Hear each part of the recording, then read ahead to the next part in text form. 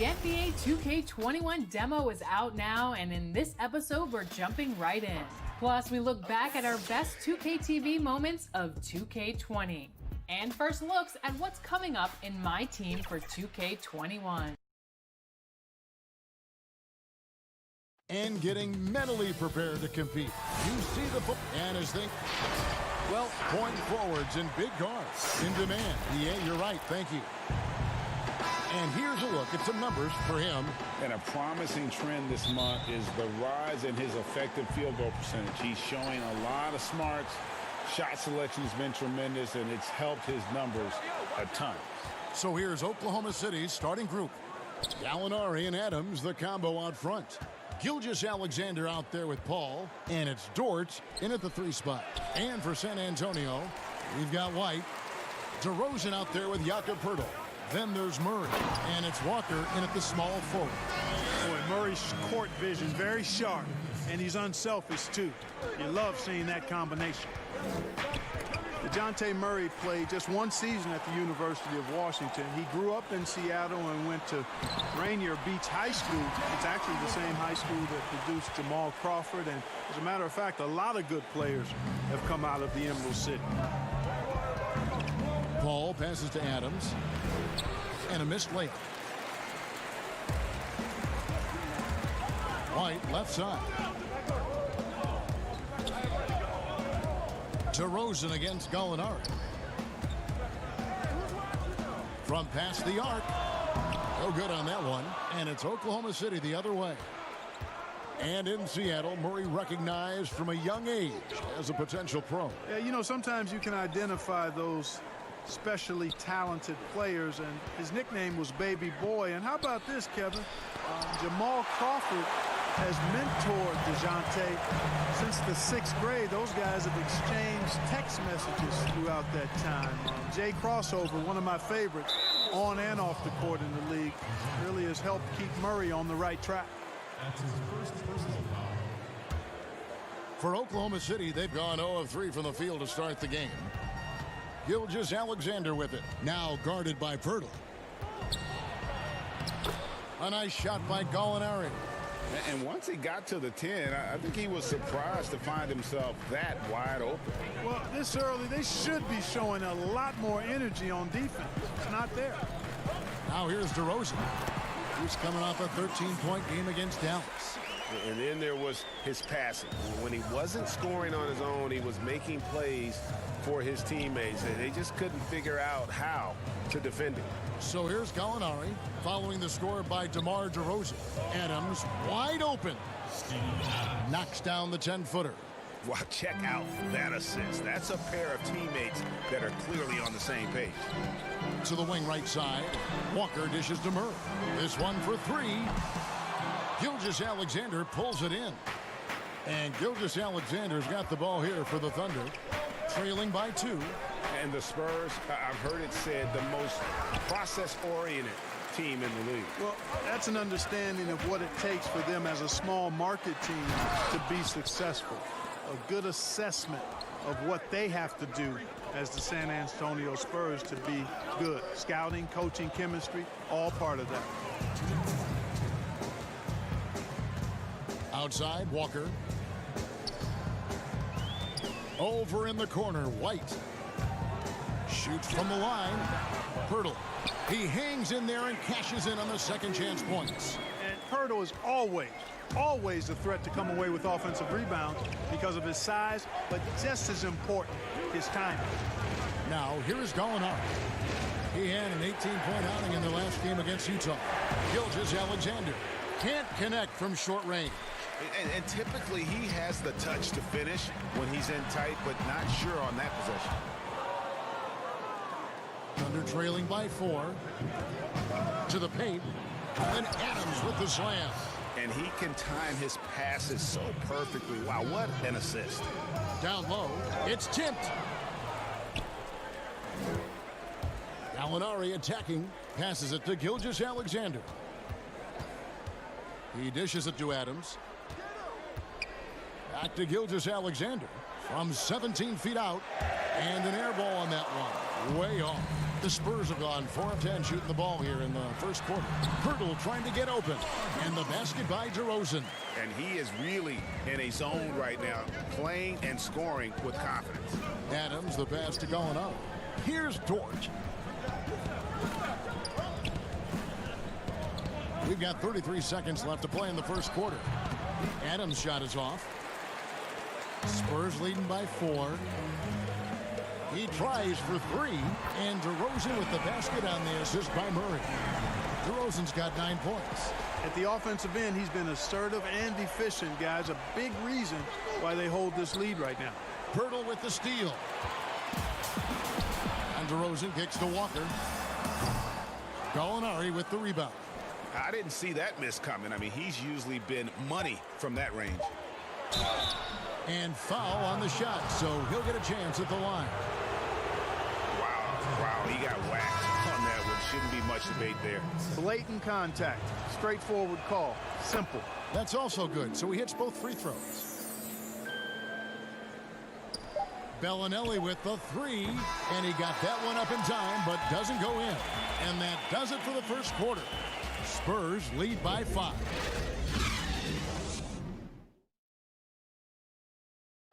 Chris Paul, an elite defensive player, a student of the game for sure. The steals thing is... You hear about the importance of watching film, Greg. It reveals itself in many ways. And learning guys' habits. What they like to do gives him a knack for when to go after steals without hurting his team. Welcome back to Noche Latina, celebrating the Latin culture and their love for the game of basketball. It just keeps growing. Let's look at the energy stats, how the hustle game has been going for the Spurs. Boy, they've really amped up the pressure at the defensive end, guys, and have piled up the steals in the early going. Yeah, and one thing, Clark, I've noticed is how quick their hands have been tonight. Thanks to that, they've gotten a lot of points off of turnover. Zeller is out there with Rudy Gay, and it's Mills. Then there's Bellinelli, and it's Forbes in at the 2. That's the San Antonio 5. And that one drops. Clark, there are a lot of great playmakers in this NBA that sometimes we don't talk about or under the radar. Yeah, there are. Again, there's so many outstanding players in a league of 30 teams, but, you know, Drew Holiday has been outstanding as a big playmaking guard, as good scoring the ball as he is playmaking. Draymond Green, not a guard, but makes decisions and passes the ball like a high-level guard and is extremely valuable in that Warriors attack. Those two guys are a little bit undervalued for their ability to make their teammates better. Good point. Andre Robertson, he's checked in for Oklahoma City. Here's Gay, and the layup's good off the glass. Gay's athleticism makes him devastating on the drive. Thunder trailing by 5. Second quarter of action, about a minute and a half played. On the wing, Bellinelli. What a tremendous game he played against Dallas. Here is Forbes. Puts it up from 12, and the jumper falls for him. Forbes has got the lead up to 7 now for San Antonio. Yeah, 3 consecutive field goals have come right at the rim. The D had better start buckling down.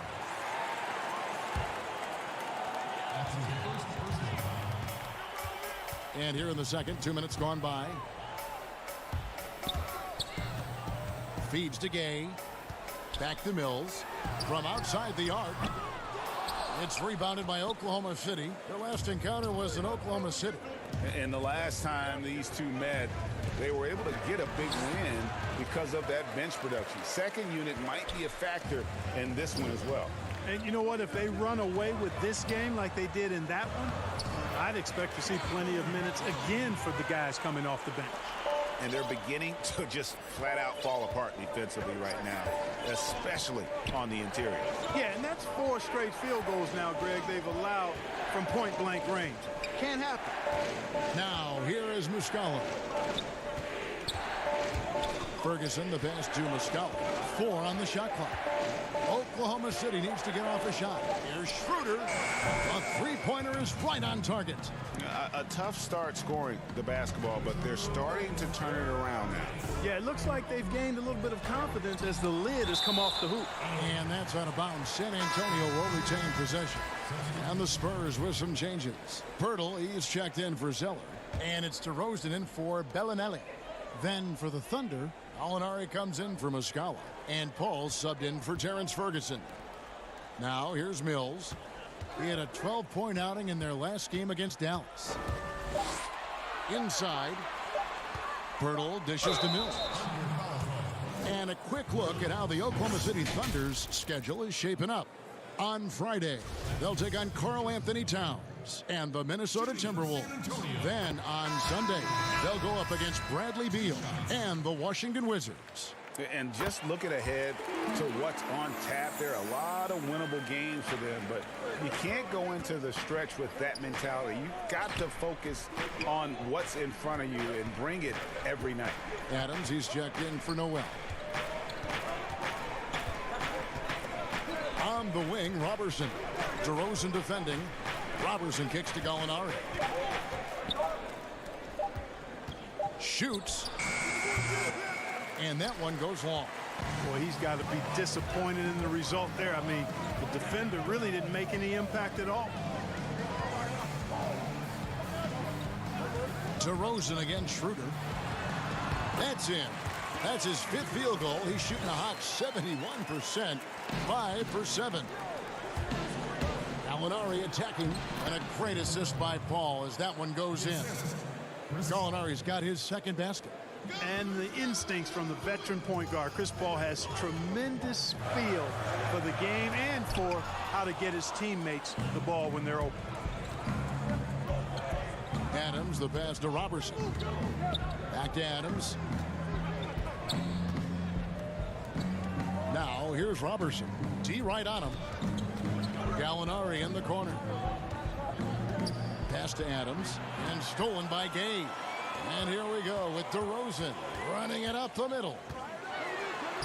Good for another bucket. He's made half a dozen now. 6 for 8 on the night. Yeah, after a first quarter where they struggled from long range, they've really started to get it closer to the basket. Yeah, and that's a nice adjustment on their part, Greg. Even for the best three-point shooting teams, sometimes you've got to do a little something different to get your offense going.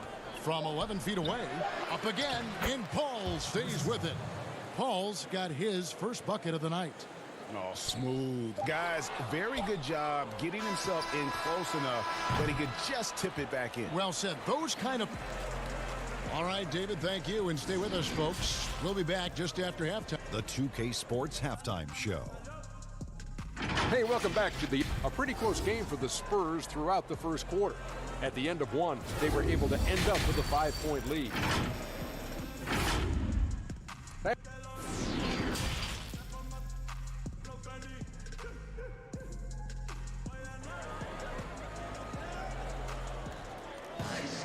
And we've got third quarter of basketball for you. 2 quarters in the books. A fantastic game from DeMar DeRozan so far. Man, he's been running wild on them through that first half. Absolute dynamite on offense. And you know what? I'll be interested to see just how much he's got left in the tank. That first half had to take a lot out of it. All fueled up and ready to go. Let's reset the lineups courtesy of Gatorade for the second half of basketball. So for Oklahoma City right now, Gallinari and Adams, the combo out front. Chris Paul is out there with Gilgeous-Alexander. And it's Dort in at the 3. Nice ball movement by San Antonio. Here's Walker. And he gets the basket. Officials blowing the whistle, so a chance at the line for one more. An absolute bully in the lane. Nothing the smaller defender could do there. And this is his first trip to the line tonight. We have seen so many great players in the history of this terrific game, but in your mind, who's the best to have never won an MVP? Wow, you think about some of the names on that list recently, or not too long ago. Patrick Ewing, Scottie Pippen, same era. How about going back to John Havlicek, the former Buckeye and all-time great with the Celtics. Elgin Baylor, one of the first high-flying forwards that I recall, one of those really creative do-it-all type forwards. Jerry West and Dwayne Wade right in that mix too, man. Those are some lofty names that didn't get an MVP. To the middle, here's Adams, and Adams with the slam. And didn't do anything fancy there, but didn't need to. Nope, his only concern right now is getting the points on the board, and I don't mean style points. Hey, I thought there was some style there, guys. What are you guys looking at? I mean, it was still a pretty sweet, flavorful one-hand flush. Here's Paul, and they pick up 2. That's their 3rd straight make off an assist. And Walker's got the ball here for the San Antonio Spurs. They'll host the Denver Nuggets after this one, and that will be the 3rd of 5 straight played at home. And no good that time. And the Thunder going the other way now. Gilgeous-Alexander kicks to Gallinari. And Derek White picks up the foul. That's foul number 2 for him. A different look now for San Antonio. Zeller comes in for Pirtle, and it's Bellinelli in for Lonnie Walker. And a new group getting ready for Oklahoma City. Gilgeous-Alexander passes to Noel. And now we get a moment to see the numbers for White. Putting up about 10 points a night, 3 assists, and 3 rebounds. The contributions he's been making on the floor have been a boon for this team. Great stretch of games for him. Yeah, you know, they've given him more responsibility, and he's responded. And the way he's going, I think his role is only going to increase. And for the Thunder, a lot of the assistant coaches leaving this past summer. Greg, how much of a concern is that for head coach Billy Donovan? Possibly a sign that Donovan could be on the hot seat in OKC. I mean, 3 consecutive first-round exits. Donovan on the final year of his deal. The clock is definitely ticking. Rudy Gay's checked in for White. Just under 2.5 minutes into the 3rd quarter now. Ferguson kicks to Gilgeous-Alexander. Just 5 on the clock. Here's Muscala. And it's Gay with the rebound. Defense made an impact right there. Definitely got him uncomfortable going up with it. And the dunk by DeRozan. DeRozan still an elite scorer in this league and relentless in attacking the basket. Pass to Noel. Now here's Gilgeous-Alexander. He's covered by Murray, and that one's good. Noel. And that assist got him a little nod from his teammate after that one. 1:52 left in the 3rd quarter. The shot by Bellinelli. No good. Here's Gilgeous-Alexander. And the layup is good. Now just a 5-point Spurs lead. They should continue to get the ball inside. The defense struggling to contain them. And when you make 5 in a row in close like that, it also takes pressure off your perimeter guys, too. Gets the 3-pointer to fall. And, you know, we often talk about the importance of confidence for these young players, guys. Murray's showing plenty of confidence there. Here's Diallo. Hits the front of the rim and out. And, guys, not sure where his head was on that shot. Not what this offense was designed to create. Not at all. Good. I mean, that's where they want him looking for a teammate, not trying to do it on his own. He needs to share the wealth there. A different look now for San Antonio. Pirtle, he's checked in for Tyler Zeller. Bryn Forbes comes in for Marco Bellinelli. That's Mills in for Murray. Then for the Thunder, Andre Robertson, he's checked in for Ferguson. And Dennis Schroeder subbed in for Gilgeous-Alexander. And with the offense getting right to the rim, at least they saved the layup. Old school D right there, just telling them no easy layups. It's as simple as that. And that's what you expect from them. You know, Greg, for the Thunder fans, hard to see their star power dwindle, but they got a lot in return. Yeah, but the Thunder were capped out. They hadn't made it past the first round in 3 years. And in exchange for Paul George, they got one of the richest trade packages in league history. And here's Mills for 3. Drills it from outside. Mills has got the lead up to 13 now for the Spurs. Now, here is Muscala. He's guarded closely. Pirtle with the steal. First trip to the free throw line for him in this one. And the first one goes. Or the shot repertoire of Jakob Poeltl. Mostly 10 feet and in is his strength. He's an old-school big man in every sense of the word, but efficient in what he does. And the Thunder making a switch here. Gallinari's checked in. Muscala hits the bucket. 27 seconds left in the third. Now here's Mills. He's guarded by Schroeder.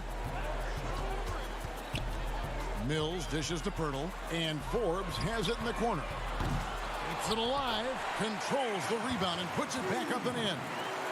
And it's 6 points for Jakob Poeltl. Schroeder kicks to Diallo.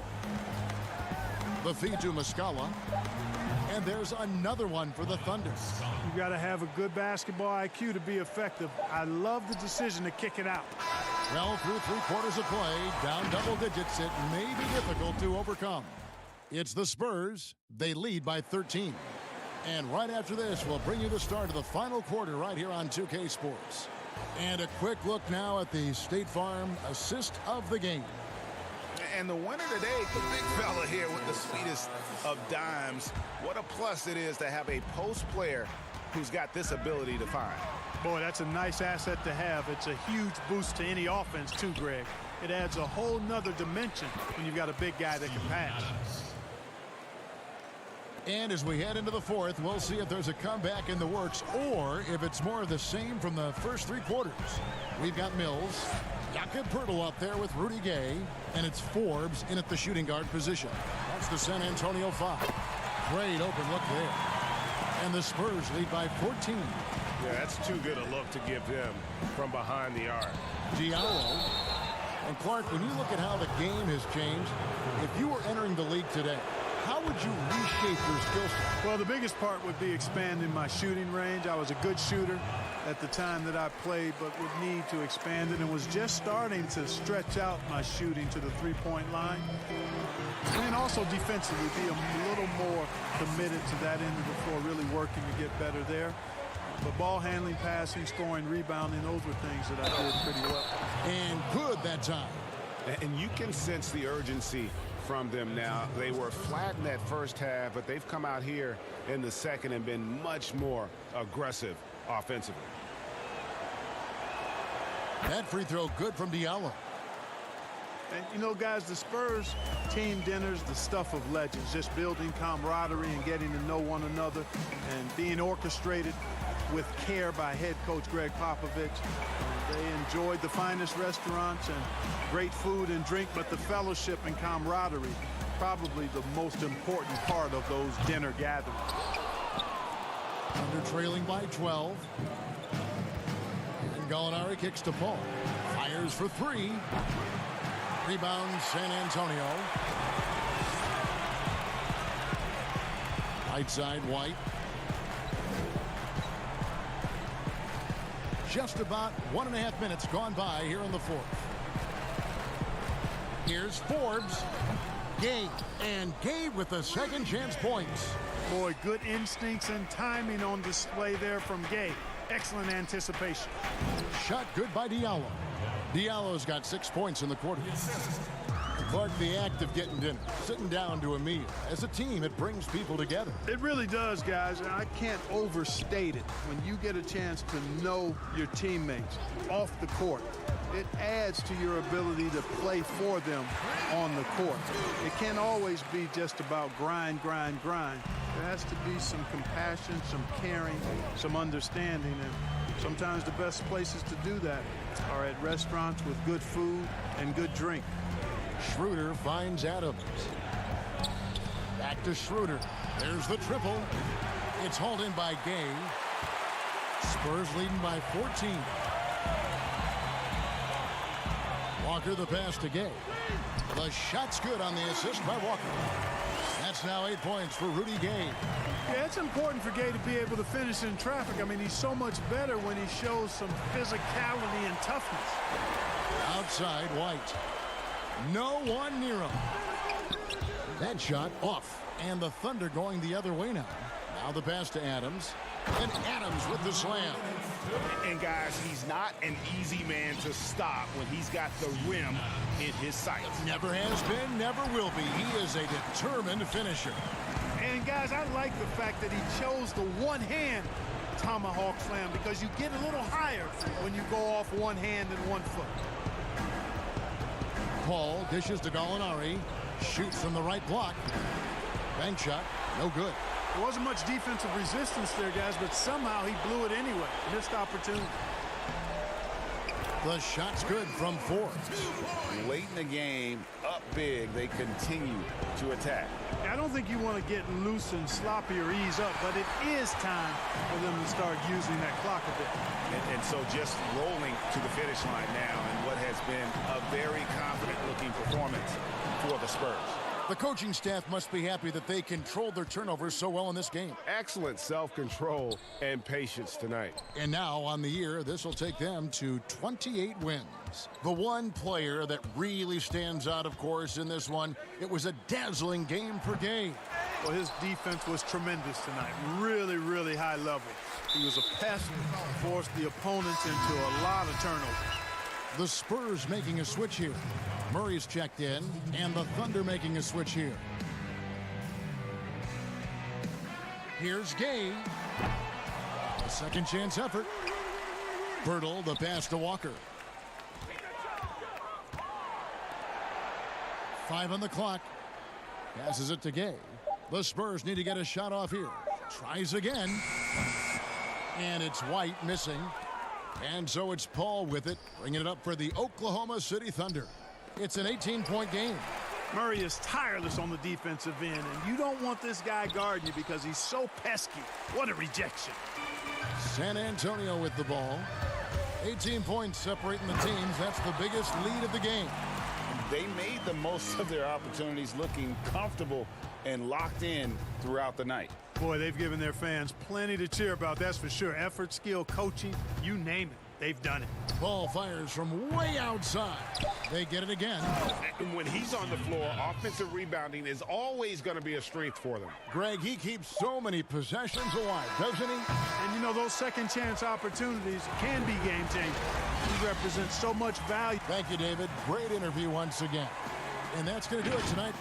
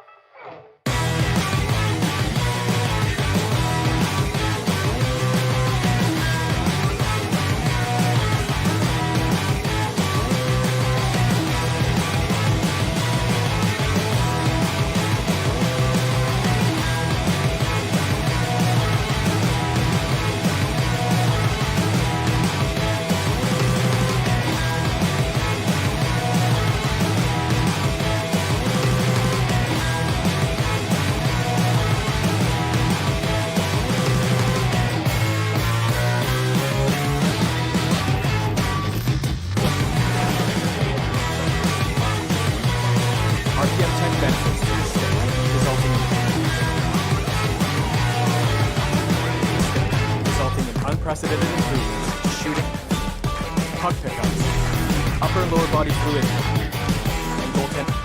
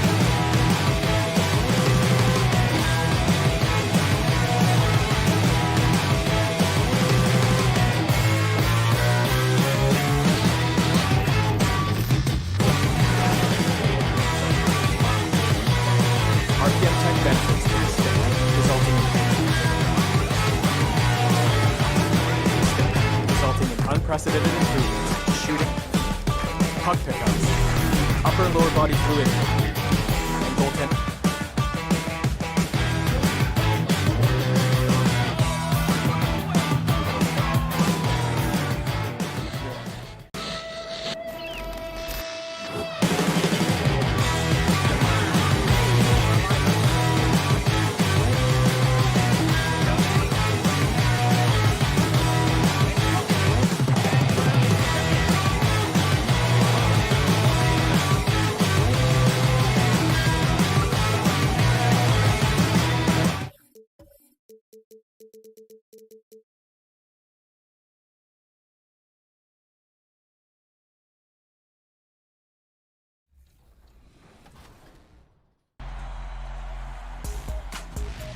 Welcome to the special edition of 2K TV. The wait is almost over. We are just days away from 2K Day and the launch of NBA 2K21. And if you can't wait, you can get early access to the NBA 2K21 demo right now. Here's how you get started. The NBA 2K21 demo is here. And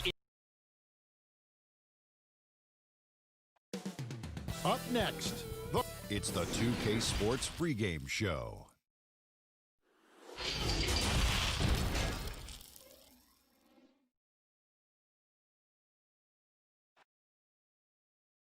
Welcome to DA.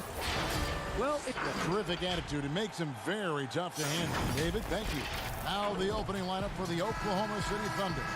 Gallinari and Adams, the combo out front. Gilgeous-Alexander out there with Paul. And it's Dort in at the 3, the small forward. And for Minnesota, Beasley is out there with Russell. Then there's Towns, and it's Okogie in at the 3. Now here's Towns. Shoots over Adams. Towns, no luck. And every season, the Thunder continue to be one of the more dominating teams on the glass. You just wonder how much Steven Adams has been the catalyst for that kind of mentality. We know that offensively he's always in there to grab rebounds, but it's part of what they know is important in any possession is collecting the ball. A nice shot by Gallinari. Solid shot from Gallo. He knows he has a mismatch down inside, sinks the shot. Russell against Paul. Russell high post. He's coming off a 28-point game against Houston. It felt like in that game, too, he was a man on a mission defensively. Finishing up with 4 steals is an impressive feat. And you can tell, takes pride in that part of the game. Adams trying to free himself up. Yes, that goes in. And I like to see this. They're calling his number early, and he's delivering. Well, he's going to just keep going now. That's early confidence for him. Now, here is Russell. Right now, checking his stats, he's averaging over 23 points a game. Deflects the pass, and stolen by Russell. Pulls up for 3, hands it from downtown. Cognizant of the entire court, Russell aware of where the defenders are and really does a great job creating opportunities.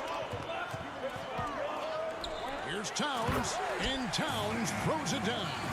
Well, if you don't take care of the ball, fellas, that's what can happen. Absolutely, Greg. That makes the turnover even more painful.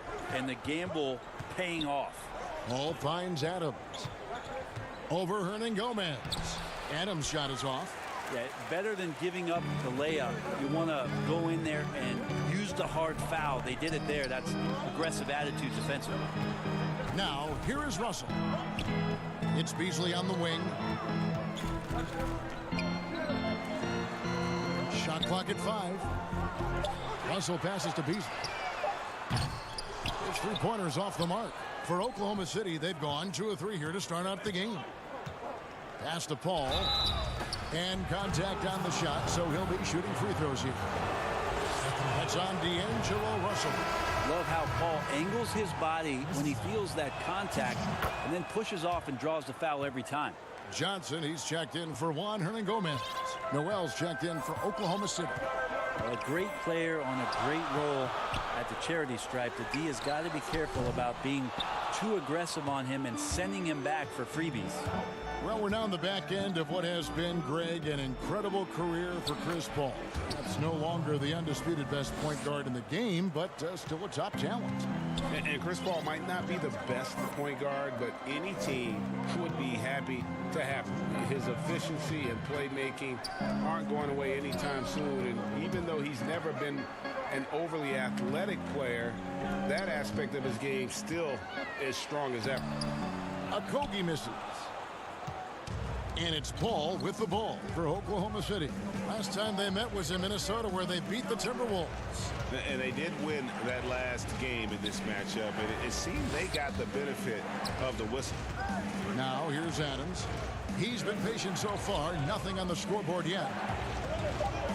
Over Towns. Here's Noel. And 2 free throws coming up. Unable to get that one to go with all the contact. That one is on Towns. Nerlens Noel, since coming into the league, seemingly has fought an uphill battle to try to find a role on a team where he can consistently make key contributions. Let's hope it's now. And the Thunder making a change here. Mike Muscala is checked in for Adams. Terrence Ferguson comes in for Gallinari. Diallo, he's checked in for Shea Gilgeous-Alexander. And Dennis Schroeder subbed in for Paul. Passes to Schroeder. There's the feed to Noel. Here's Muscala. Another shot. Noel dishes to Muscala. Played in with a nice touch off the glass. Great to have Noel active like that, proving how dangerous he can be on the inside. And Dennis Schroeder gets the whistle that time. That is his first foul of the game. There's 45 seconds left to play in the first. And the pass to Lehman. Noel. He's guarded by Diallo. Yep, that one goes. The Thunder have gone 4 of 7 from the field, shooting over 50%.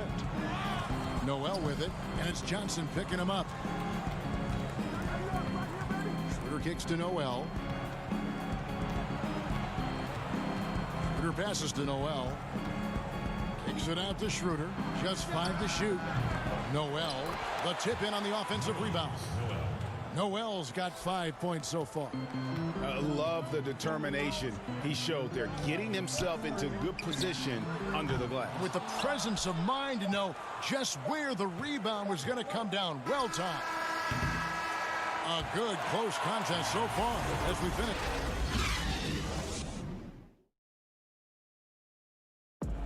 There's a great friendship between Melo, LeBron, Dwayne. It's been a sort of long relationship, you know, and you see that a lot nowadays. Star players developing friendships and GA spending time with each other off the floor.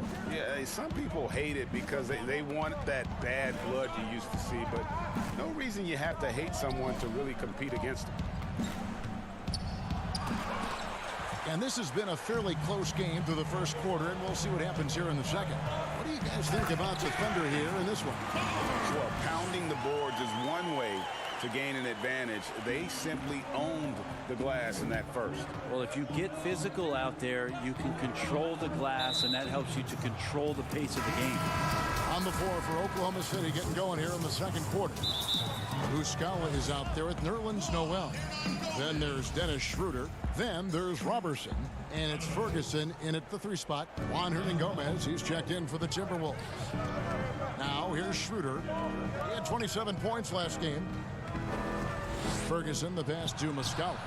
And Brett, with the corner 3 being such a popular shot, should we consider widening the court, making it all feel the same? That's an interesting question, Kevin. There's been some talk around the idea of actually dissipating that three-point line into the sideline. Yes. And I really just wanted to say dissipating, by the way. Well, and you said it well. The other thing, Kevin, that has been considered, what if we went back to skinnying up the lane line, back to the original George Mikan days of the lane being 6 feet wide rather than what we see today at 12 feet. That would put a ton more value on post-up and two-point play, almost so much as the three-point shot and the two-point shot in the post equate to the same amount of points per possession. Yeah. Here's Reed. 11 points for him in that last game against Houston. And the rejection by Noel.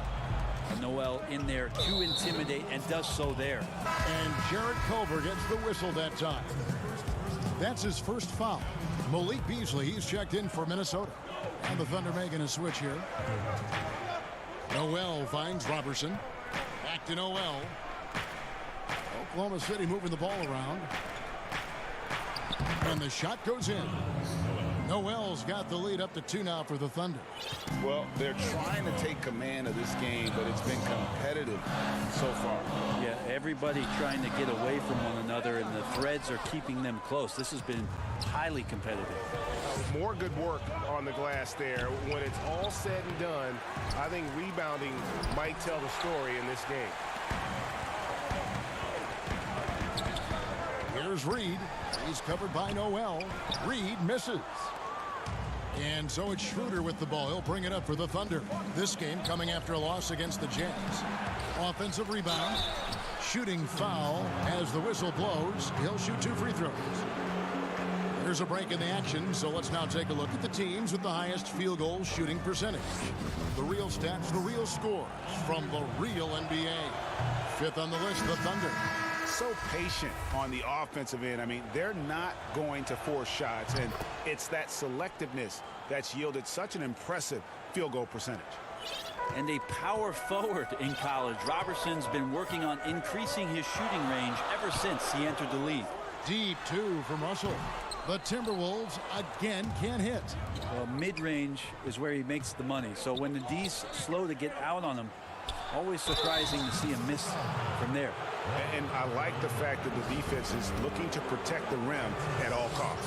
For Oklahoma City, they have shot 75% at the stripe, 6 of 8.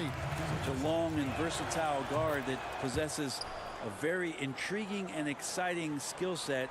Gilgeous-Alexander, lots of room to grow. Diallo, he's checked in for Robertson. Well, that's a guy out there in Steven Adams that you just have to pay attention to. Every night he's going to bang around the opposing big guys and be a threat around the rim to score and pick up offensive rebounds. And here's Gallinari. After the three-pointer from Karl Anthony Towns, Gallinari, he makes another one. That's 4 up and 4 in to start his game. I mean, the number of points they've scored in the paint already here is eye-opening. Here's Towns, and Towns throws it down. This can make it so much easier for your teammate when you throw that lead pass that gets to him right on the money, whether that's on the run or in the shooting pocket. Now here's Paul. He's coming off a 28-point game against Utah. Well, what helps that out a lot is he got to the free throw line, which was a real game changer. It slowed down the opposition's momentum and made them play to his team style. And the Timberwolves making a change here. Johnson's checked in. The Timberwolves trail. And with Adams on the offensive glass, he is impossible to move. Well, that's a big reason why a couple years ago, Kevin, he grabbed more offensive rebounds than defensive rebounds, so you know he's going to live in the paint. Gilgeous-Alexander finds Gallinari. Back to Gilgeous-Alexander. Shot from 16, and he sinks that one, hitting the back of the rim on the way in. That's 10 points for Gallinari. Russell passes to Okogie. To the inside, and the dunk by Towns. Using outstanding floor awareness there. Russell's ability to pick apart the defense and find the open man. Now, here's Gilgeous-Alexander. With an average of around 19.5 points a game, his scoring has been a constant for them. Count that one. You can tell right now the teammates are scanning the floor to find him and feed him. Why not? He's on it right now. Here's Okogie. Still getting warmed up offensively. No scoring yet from him. And it's Towns missing. And that's a foul called on Malik Beasley. That's his first foul of the game, and the bonus will go to the free throw line. The Thunder have made 7 free throws and missed 3 in this game. And team free throw numbers really about as good as you could ask for, around 80% on the season. And Oklahoma City making a change here. Ferguson's checked in. 7-second difference, shot and game clock. Now, here is Russell. He has 5. He made that one. Basket number 3 for him. He's also missed 2. Diallo with it. Pass to Adams. It's hauled in by Karl Anthony Towns. Here's Okogie. Lays it up off the glass. You talked about a back-and-forth game. This is the definition. You have to love these kinds of games, scoring-wise, keeping everybody on their toes. One of the more skilled offensive players that is on the floor. Okay, David, much appreciated. And now time for halftime, so we'll be back in just... And now, the 2K Sports Halftime Show. Hey, welcome back to 2K. The first half was all about Karl Anthony Towns. He had 14 points, 2. And that...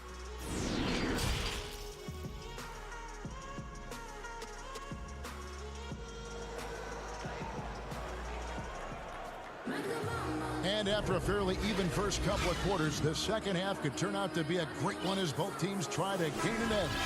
And what can you say? Towns, an impressive effort here. Really impressed with the shot selection through the first half, just taking what he can get from the defense.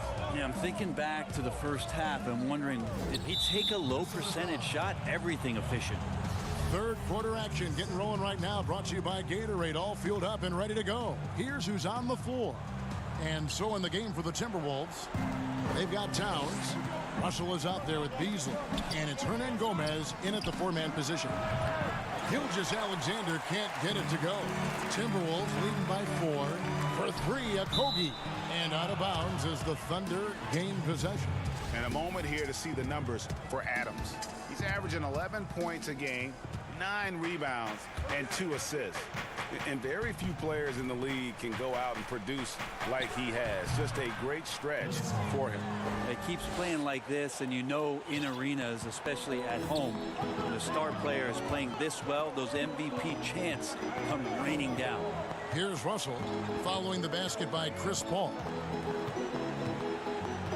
Lets it go.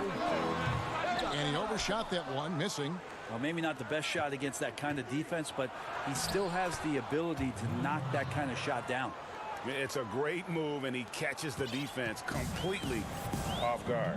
Well, just ripping through right there as he finds the open spot and gets right through there. High basketball IQ play. Now here's Towns. Russell inside, defended by Paul. Russell kicks to Hernan Gomez. Good, and the assist goes to Russell. And the Timberwolves lead by 2. What improvements, Brent, do you like to see out of players going from season 1 to their second season in the league? Biggest thing, Kevin, turnovers. Player comes into the league, has an opportunity to play, wants to rush things, plays too fast, doesn't have an ability to slow down and make reads. From season 1 to season 2, and given the role and responsibility for that player, when you watch a guy whose ability to take away the mistakes, the simple mistakes he made last year, that's growth. Because it's connected to so many other areas of his game. Right, and he's not trying to do things that he wasn't capable of doing when he came into the league last year. He's understanding more of where it is that he's best suited in possessions and for that offense. Good explanation. Beasley comes with the double team. Gilgeous-Alexander kicks to Paul. Good on the three-point shot. Paul's got it all tied up now for the Thunder. Nice answer back there. Love to see the competitiveness. Yeah, both teams finding ways to the three-point line and trying to take advantage from distance. As we approach the fourth quarter, still anyone's ball game. Yeah, neither team able to create much of a cushion.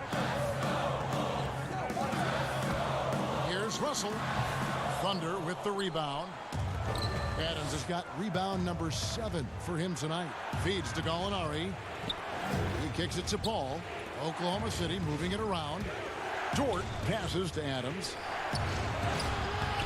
Second chance shot. Count the bucket. And he's got a free throw coming up as well. I wonder what the score would be if they weren't controlling the backboard. Whole new look on the floor for Minnesota. First trip to the free throw line for him tonight. And he didn't do him any favors in their last game. His performance at the line was porous. Schroeder outside. Pass to Ferguson. Robertson kicks to Adams.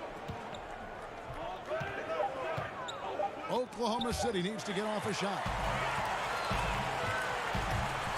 And it's Johnson penetrating. Passes it to Layman. 1:22 left to play here in the third. 2 points. That one goes. The Thunder have gone 6 of 8 on field goal attempts in the third. A 75% clip. Adams trying to free himself up. And that one's good. Noel. They should continue to get the ball inside. The defense struggling to contain them. Tries it from 9. And there are the Timberwolves with another bucket. Well, check out that assist. That's a pair of teammates that are clearly on the same page. And they call the foul, so a chance at the line for one more coming up. That's the kind of aggressive and assertive play they need as we get closer and closer to crunch time. Evans, he's checked in for the Timberwolves. Then for the Thunder, Mike Muscala comes in for Adams. And Diallo subbed in for Andre Robertson. Now, here's Culver. Looking at his numbers, he averages a bit over 9 points a game. Evans, good. How about the recognition from Culver? Terrific at realizing when the defense has broken down. Knocked away. Diallo finds Muscala. Shoots it. They get it back. Noel passes to Muscala. Here's Ferguson. Schroeder outside. Muscala dishes to Schroeder. Johnson with the block. Well, if you can use that athleticism on offense, why not try it on defense? James Johnson putting his 7'1" wingspan to great use. Here's Culver, and the last-second attempt doesn't fall. And we've reached the end of the third quarter. Just a terrific game so far. Now let's hear what head coach Billy Donovan was reviewing with his team in the huddle. Hold your ground. Don't let him back your way in. Just hold your ground. The other thing, too, is once he picks the ball up... And with these teams locked in a very close contest, this fourth quarter promises to be a good one. So for Oklahoma City right now, Dennis Schroeder is out there with Diallo. And there's Nerlens Noel, then it's Mike Muscala, and it's Ferguson in at the small forward. Now here's Diallo after D'Angelo Russell's miss. And some hang time on the rim. Puts a little cherry on the top of that slam. Well, those kind of displays of strength can get one team rolling.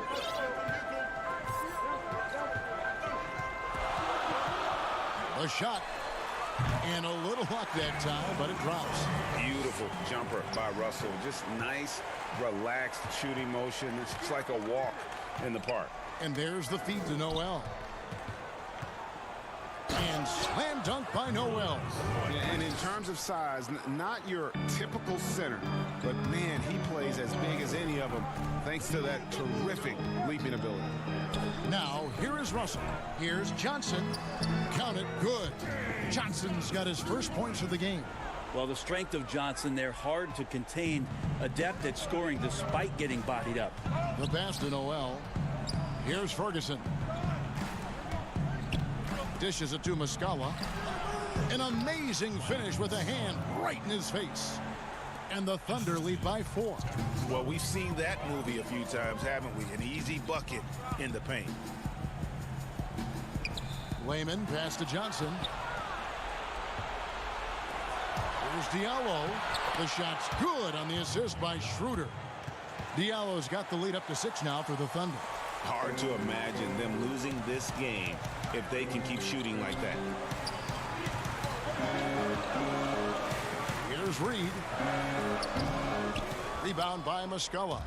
And this has been an outstanding display on the boards, and it's a big part of why they have a lead in this game, doing the dirty work down low.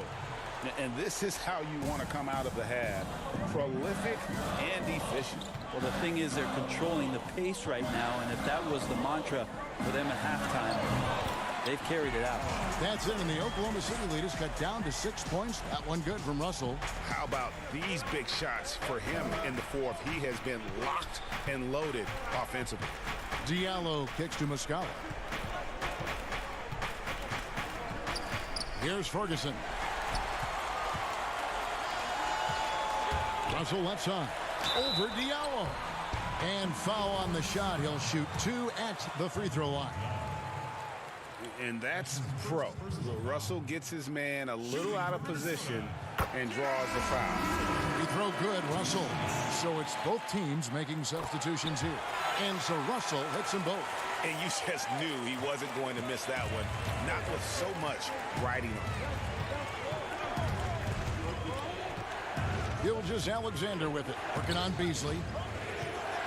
Paul with the ball. Now guarded by Towns. Gilgeous-Alexander passes to Gallinari. The shot off that time. Timberwolves trail by 4. And that's a foul called on Shai Gilgeous-Alexander. That is his first foul of the game.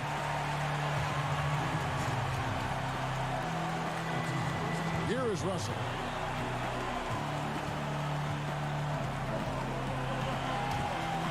The dish to Beasley. Pass to Towns. Shoots over Adams. Ron Gomez trying to break free. Well, he can be intimidating. Steven Adams, such a big frame down there, and great timing on that block. And here we go. Towns heading to the hoop. And you talk about clutch plays, I mean, defensively and offensively. And we saw it right there. The ball is stolen by Hernan Gomez. And now the Timberwolves on the break to tie it up. And Towns finishes inside. Towns has got the game tied up here for the Timberwolves. Are you kidding me? I mean, how could this get any better? That's just a brilliant play defensively at an opportunistic time. That doesn't happen all that often, but Steven Adams stepping up big here. And the Timberwolves with possession here, following the score by Oklahoma City. 1:11 left to play in the final quarter. And stolen by Russell. Here's Hernan Gomez, and he banks in the layup. That's an excellent play call to free him up from the defense. Well, taking advantage of that opportunity, it does not get any more high percentage than that one. Now here's Adams. It's in! That is world class. Love seeing that there. A huge possession, and he nets it. And so it's Russell with it. He'll bring it up for Minnesota. Beasley outside. And no good. Had a chance to take the lead there. What a big possession right here. No doubt about it, guys. The tension is palpable. Ball outside. Pass to Dort. Now here's Gilgeous-Alexander. 5 to shoot. And Adams kicks to Paul. Yes! Yeah, and do you see Chris Paul sweating right now, Kevin? I don't. Timberwolves on offense. To the paint. Gallinari with the steal. Got a piece of it. The shot's good from Paul. And the Thunder lead by 6. They're in total command of this game with time starting to run out. Yeah, looking for a miracle worker out there is the opposing coaching staff. I don't know that they have one. This game seems to be well in hand.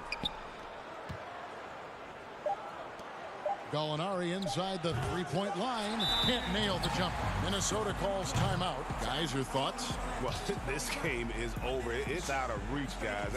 They didn't even need that timeout. I guess they're not ready to quit just yet, but there's no way they can score 4 points in less than a half second. And now we've got a moment for our Jordan player of the game, Danilo Gallinari. And in terms of his shooting, this has been one of the more accurate performances you'll ever see. I mean, he's been in constant motion, creating a lot of good looks for himself. But still, even when you're wide open, you expect to miss some of the time. That has not been the case here tonight. So a close game sees Oklahoma City taking this one on.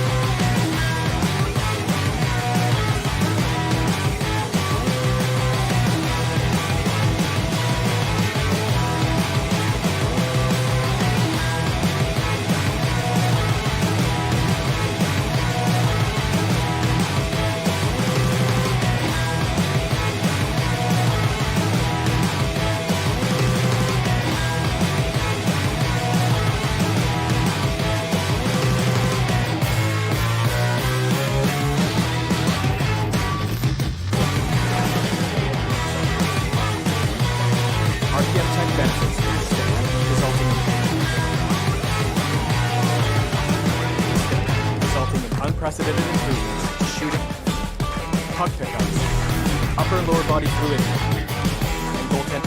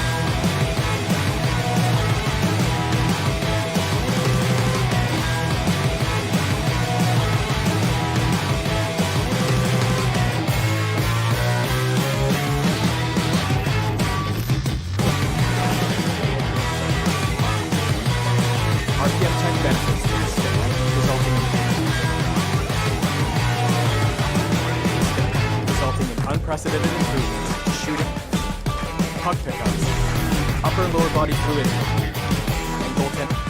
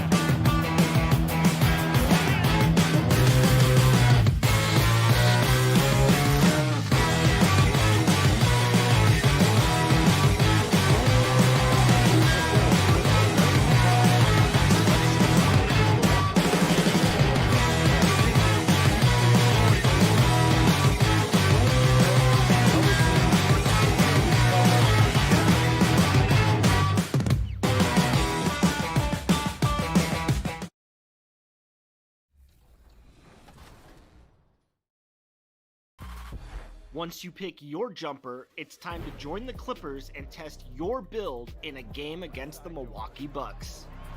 Yes, and it's my player picking up the assist.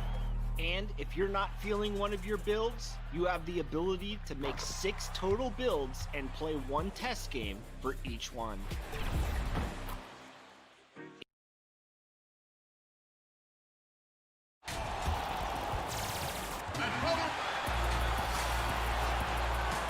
Before doing it all, DA. Thanks. And now a chance to take a look at some numbers for Ayton. There's been a drop-off in the rebounding numbers. He seems to be getting out-muscled on the glass in a way we didn't see earlier in the season. His last 10 games, the totals have taken a huge hit. So here's Oklahoma City's starting group. Gallinari and Adams, the combo out front. Gilgeous-Alexander out there with Chris Paul. And it's Dort in at the 3. And for the Suns, Rubio and Booker. They're the backcourt. Bridges out there with Johnson. And it's Ayton in at center.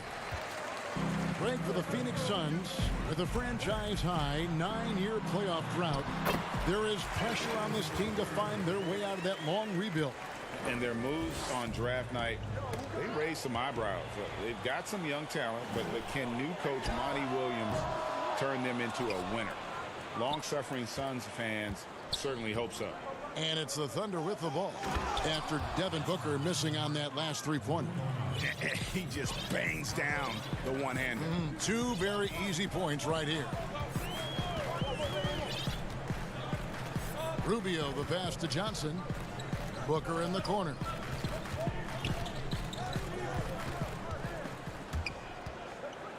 And that's a foul called on Gallinari. That's his first foul.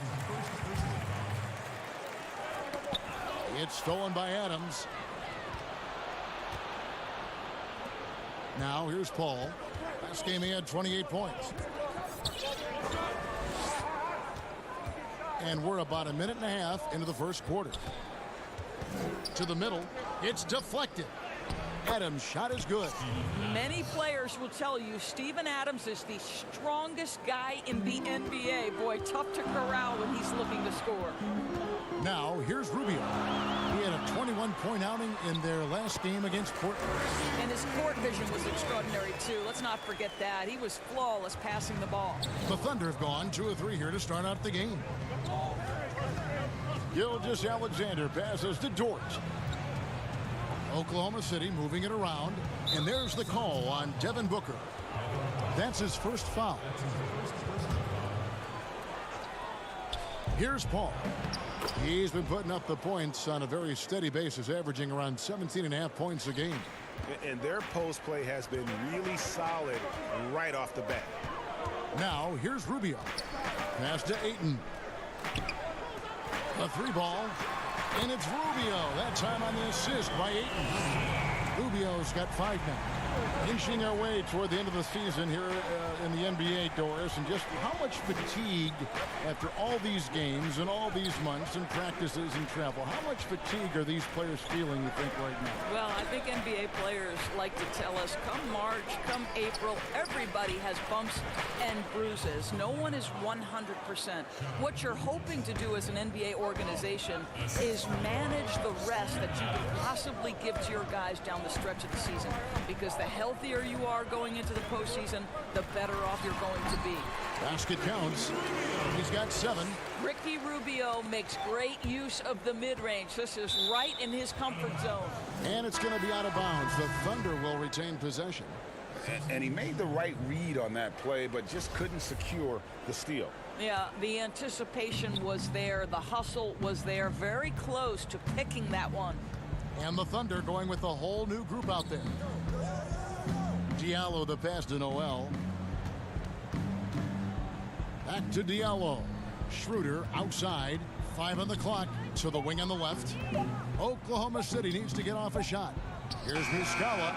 And it's going to be a 24-second shot clock violation. They turn it over. Taking a look here at the numbers for Schroeder. Breaking down his play since the All-Star break. Averaging 17 points per game. 4 assists and 3 rebounds. Well, fans of this team will take this kind of production from him without hesitation. I'll tell you, he has been a solid contributor. They have called his number, and he has delivered for them. This pause in the action gives us a chance to see the teams that have scored the most points off turnovers this month. The Suns third. They're taking advantage of every mistake that their opponents are making. I mean, they're really converting points off those turnovers. Mike Kaminsky, he's checked in for Phoenix. Well, the Thunder begin on the defensive end of the floor. This is a team whose formula is to force a ton of turnovers, come up with steals, get out in transition. Last year, 4th in the league in defensive rating. And he's good on the 3-ball. Wow, look at the way the big man Noel set up his guys, puts the pass in the perfect position, easy shot. Out to Saric, takes a 3. They get it back. Thunder have gone 5 of 7 today so far. Nice shooting to get this game underway. Diallo finds Muscala. Here's Ferguson. Pass to Noel. Kicks it out to Schroeder. And there's the pass to Ferguson. Schroeder, left side, and it's good. With time running down on the shot clock. Schroeder's got 5. We know this. Dennis Schroeder at the point guard position is a thirsty scorer. Jerome passes to Baines. It's good. Well, that possession to me highlights the importance of creating for your teammates. Pass to Ferguson. Back to Schroeder. Fires it up. And no good on the last second attempt this time. It's all tied in.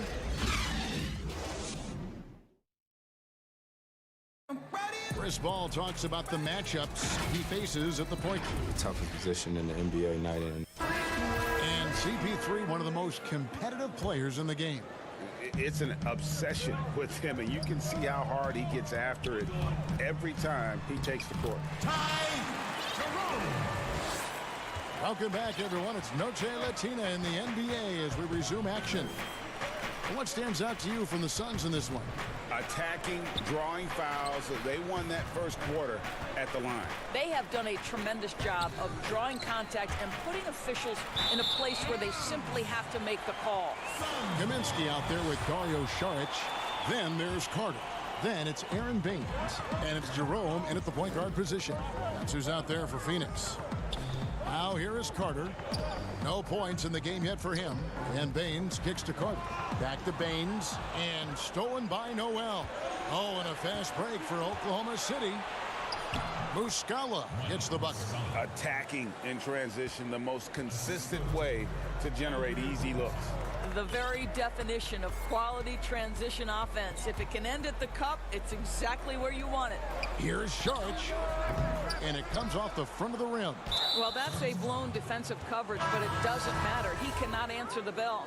Both teams deciding to change it up. And last season, Andre Robertson missing so much time due to injury. Think back in his career, he's been a pivotal piece for the Thunder for so long. His absence was clearly felt. Carter, the pass to Kaminsky. That's in there. Carter with the assist. Kaminsky's got his first points of the night. Yeah, 3 consecutive field goals have come right at the rim. The D had better start buckling down. Left side, Adams. Robertson with it. Working on Booker. 4 on the clock. Adams' shot is good. And with Robertson, you're missing his versatility on the defensive end. It's no secret that he is out there due to his incredible defense. This guy can guard forwards, he can guard guards, and his reach is so important to this defensive scheme. How good a playmaker are we watching? Always leading, always trying to create for others. Here's Booker. And that one clearly a foul. Gets the whistle and 2 shots coming up. You know, crafty. That seems to be the word most applied to Booker. Able to get the defense to overreact. Well, there are very few scorers in the NBA who are as explosive as Devin Booker. Boy, when this guy finds his rhythm, he can take over a game from just about any part of the floor. And there's nothing the defense can do about it. Here's what Phoenix has got going on right now. Andre Ayton's checked in for Frank Kaminsky. Mikal Bridges comes in for Saric. And Ricky Rubio subbed in for Carter. Hook. Whistle blows. Bucket is good. And he'll have a chance at the line to make it a 3-point play. That's just superior balance from the crafty guard. If you allow Devin Booker to get close, he's going to draw your contact. Doris, I still think back to that game where Booker put up 70 points. I mean, wow, unbelievable. Yeah, when Devin Booker starts to cook, he can get as hot as any player in the league. The one thing you want from Devin is consistency on both ends of the floor from game to game. That's how you go from good to great. And the Thunder, another three. And the future Hall of Famer loves to dish the rock. Paul has a pass-first mentality. He makes everyone around him better. I love the ball movement there. He put that on a silver platter, just served him up. Feeds it to Gallinari over Johnson, and Oklahoma City again with the bucket. This guy reads situations so well, and he knows how to execute. The drive by Rubio. Drops in the layup for two. Rubio's got 9 points. Boy, hard to shade Rubio defensively. He's always mixing up the moves, stays unpredictable. Paul outside to the inside. Here's Gallinari, and denied. He sends it right off the glass. Here's Bridges, and he uses the glass on the layup. And it's now only a 1-point Thunder lead. Well, Devin Booker is known as a scorer, but this guy will find you if you're open. Gilgeous Alexander finds Gallinari. It's blocked. Passes it to Booker.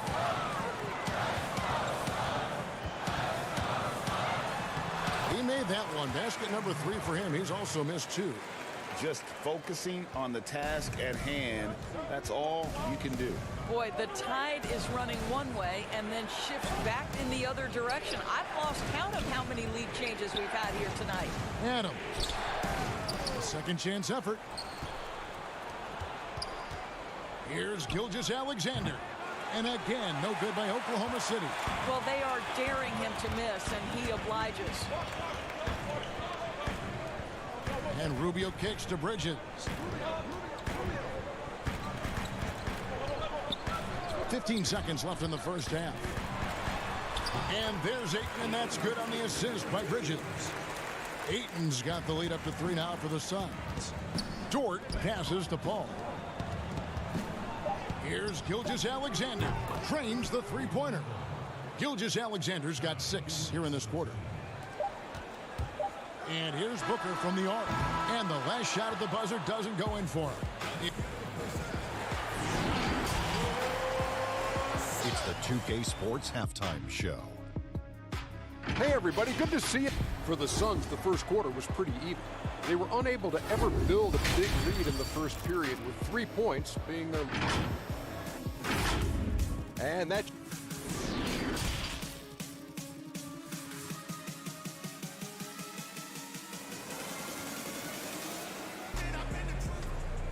second half of basketball upon us. We may be in for an exciting finish based on how close of the game it's been so far. Ricky Rubio has been sensational. He had a fast pass to the lane that first half.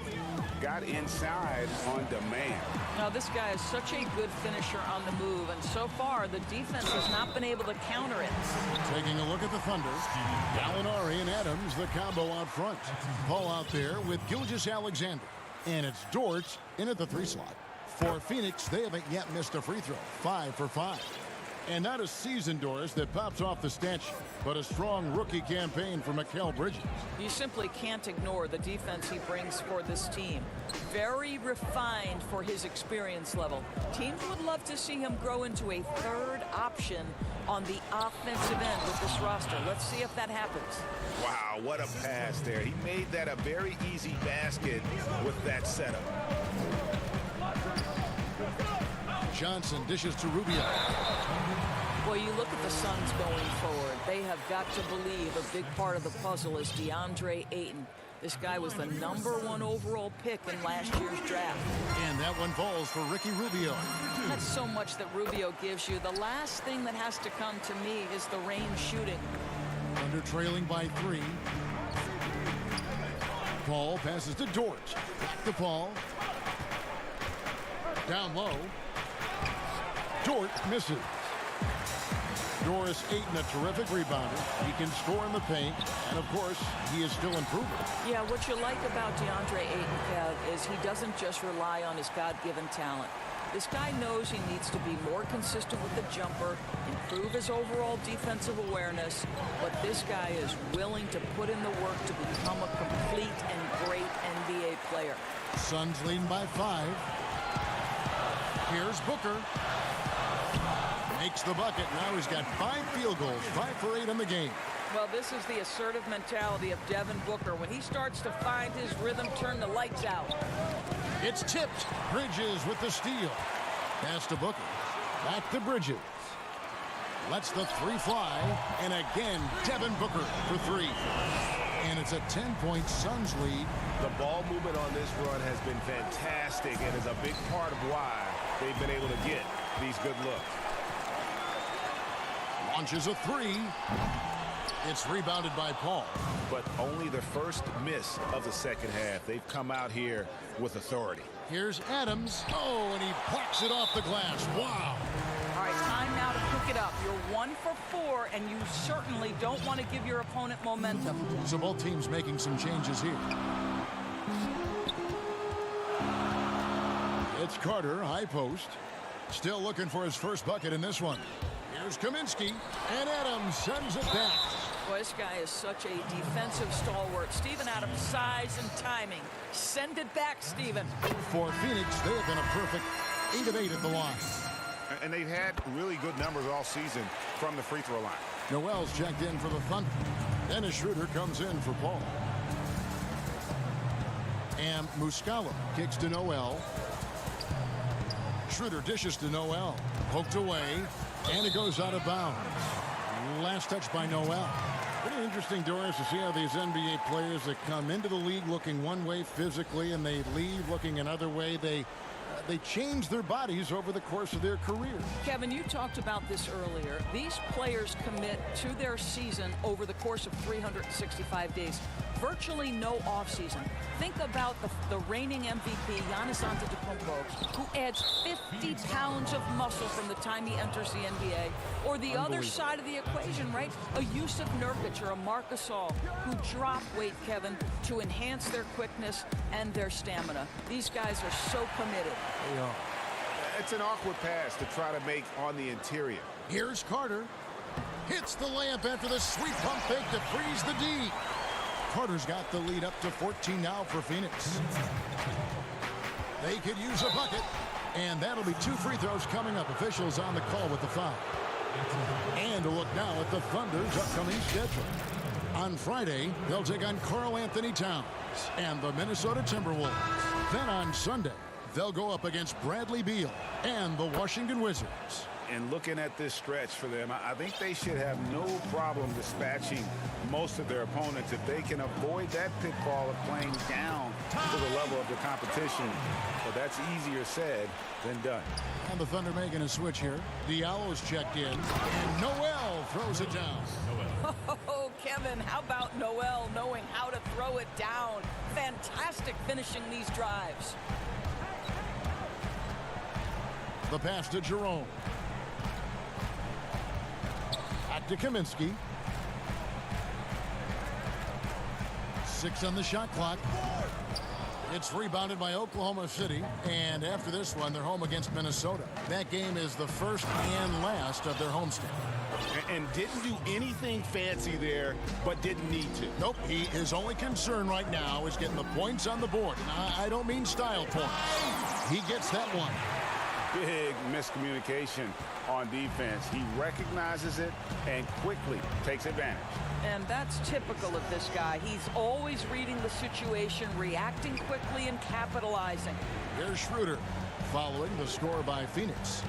Diallo the pass to Muscala, and that one drops for him. Muscala's got his second bucket of the game to go. And not relying at all on the three-point shot. They may want to rethink about stretching the defense a bit like they did in that first half. Here's Kaminsky. That's tipped. The defense from Andre Robertson is nothing short of sensational. Devin Booker, he's checked in for the Suns. And Oklahoma City with a change here, too.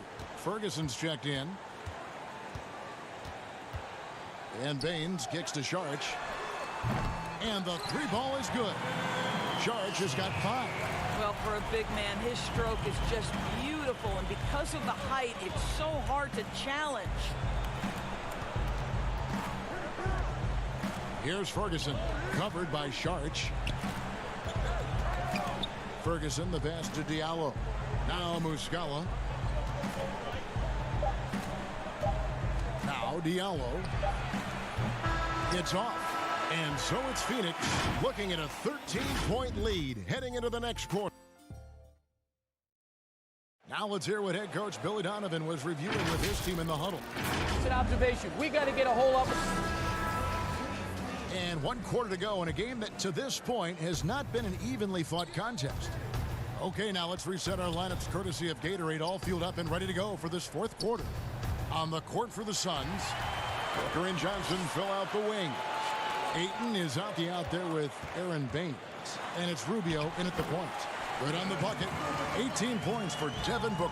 Now, part of that is recognizing the spacing, and Booker so good at finishing on the break. And the timing just not there on that attempted alley-oop. Just a missed connection, and it happens. I'm sure they will go back to it if given the opportunity. Doris, what has impressed me about Booker is that he's put up great numbers despite not having a lot of franchise stability at the start of his career. No doubt, Kevin. For Devin Booker, his first 4 seasons, he had 4 different head coaches. That doesn't even start to touch the roster turnover he's dealt with. Through everything he's faced, he has produced on the offensive end. You love this guy's upside. And Ricky Rubio gets the whistle that time. That is his first foul of the game. And the Thunder making a change here. Paul's checked in.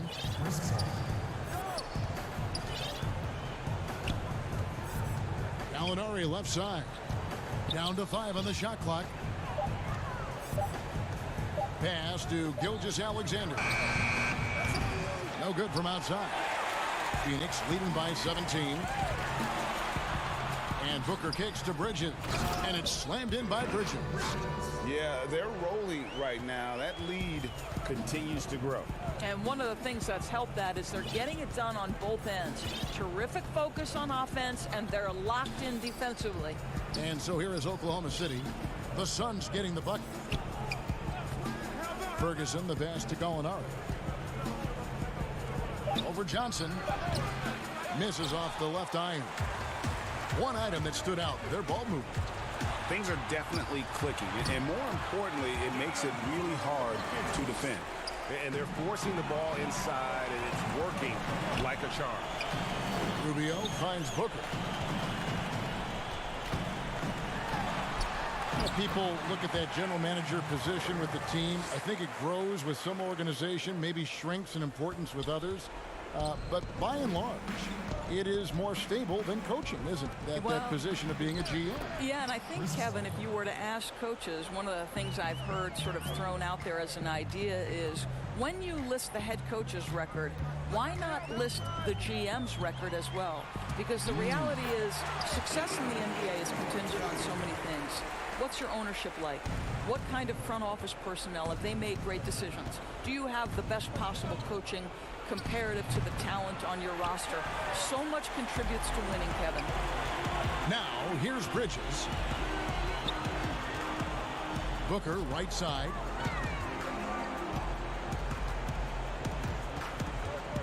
Back to Bridges. And it's slammed in by Bridges.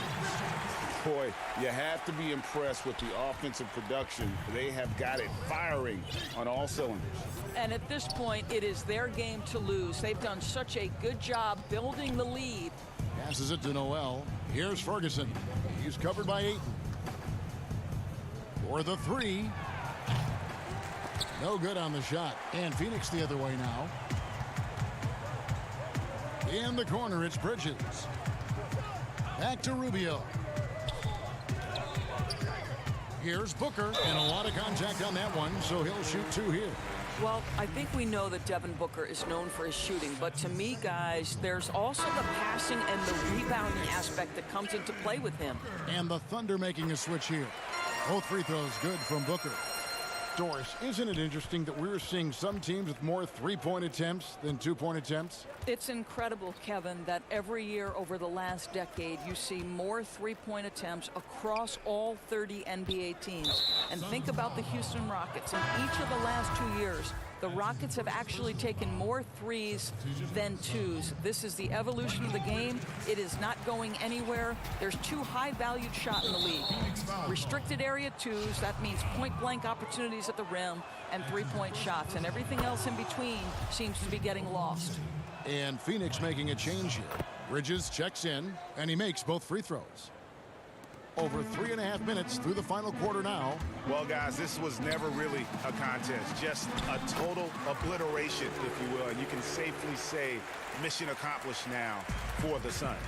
This was a team performing to its fullest capability.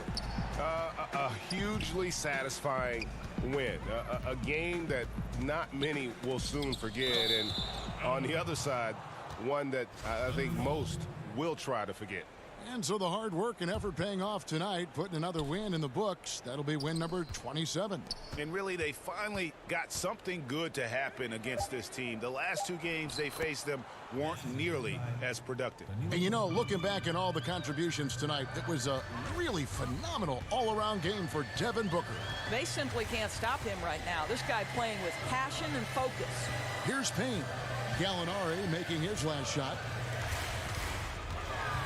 Payne kicks to Bridges. And the rebound goes to the Thunder. Oh, and a fast break for Oklahoma City. Gilgeous-Alexander's got the ball. 23 seconds left in the fourth quarter. Pass to Baisley. 6 to shoot. Oklahoma City moving the ball around. Bridges with it.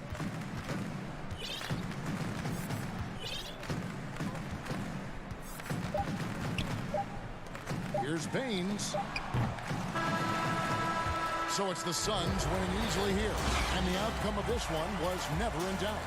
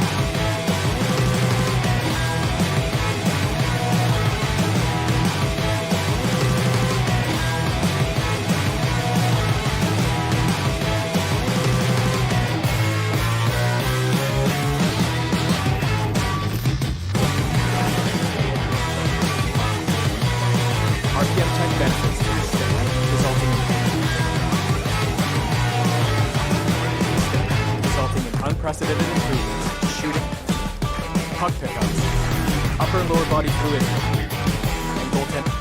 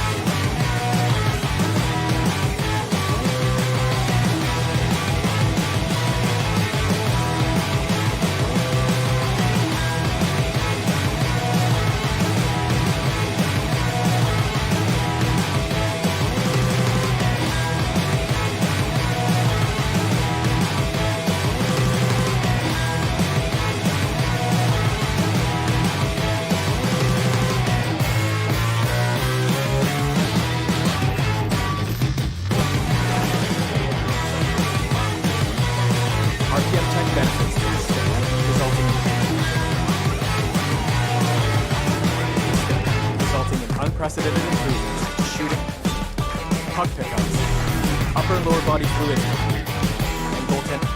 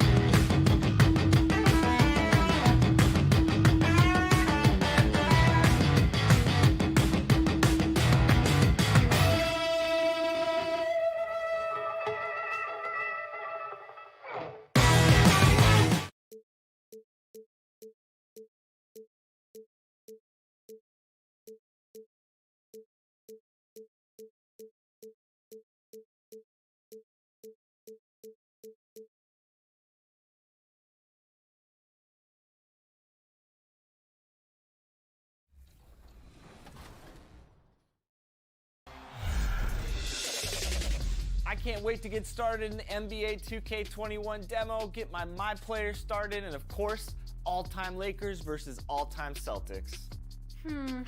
Just out of curiosity, Chris, who has more championship?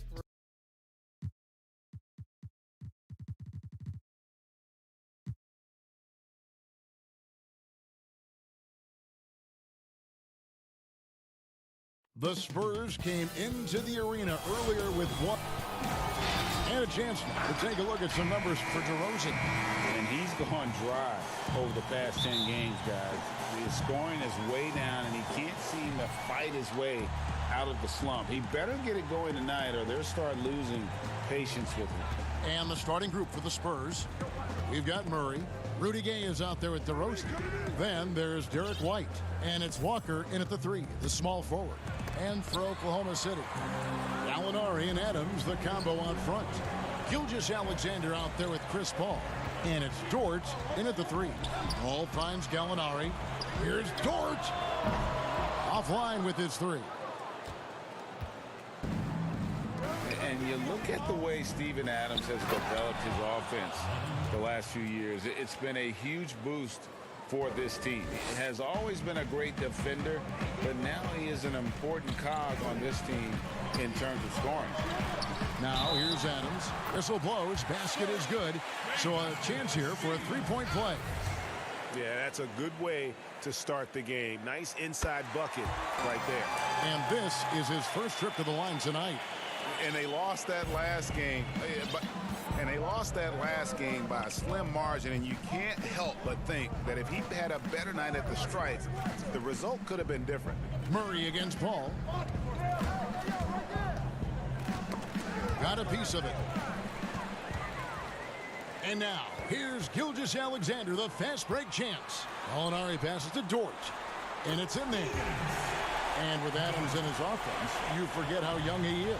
And big men, sometimes they just take a little longer to find their path in the NBA. And Adams has certainly found his. I remember him being in mostly to screen and rebound when he was a rookie, but look how far his game has come. Now, here is Gallinari. He had an 18-point outing in the last game against Utah. I'm not sure what happened on that play. May have relaxed a little bit once he got to the rim. Adams against Murray. Inside, Paul. An easy 2 points on the layup. The result of Paul's awareness of everything around him gets a nice look inside. Gay left side.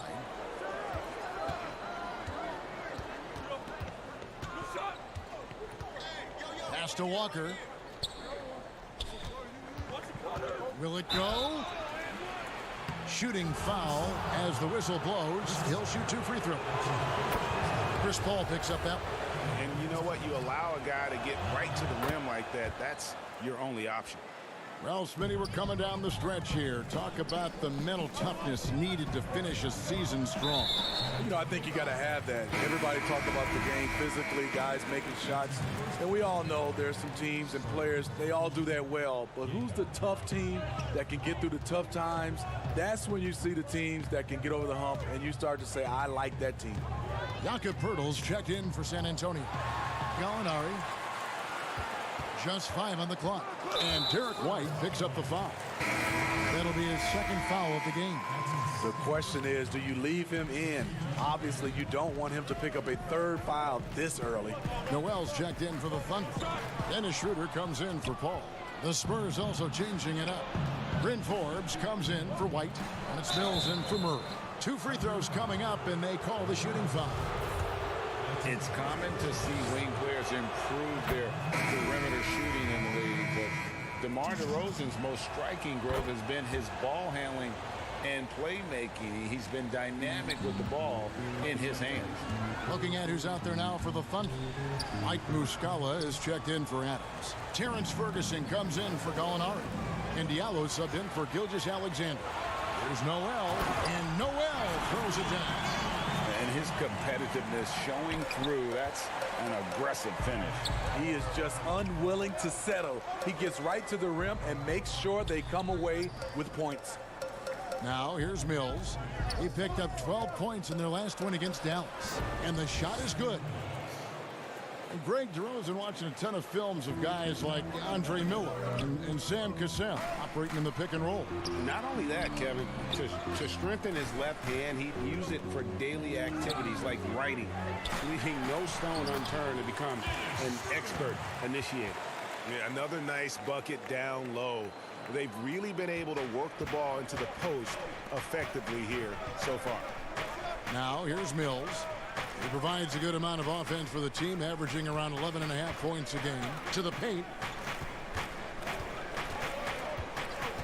And here's DeRozan. Second shot opportunity. Back to Mills. Passes to Bellinelli.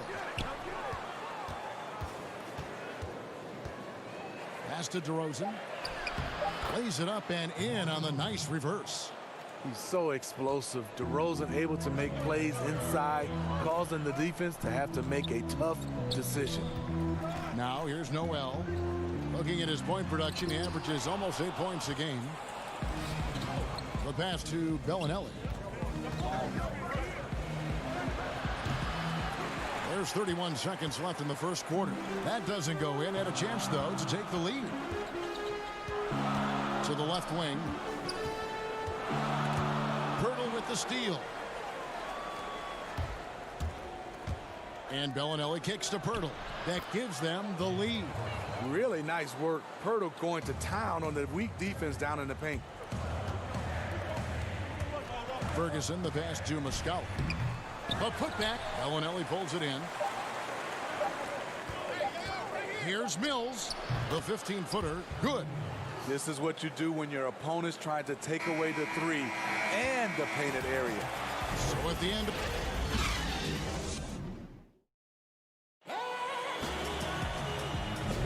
And we hope you're enjoying the game. Both teams tonight keeping things pretty even so far in the scoreboard. And looking at what we've seen from the Spurs so far, guys, what do you think? Boy, their offense looks really good when everyone's in sync.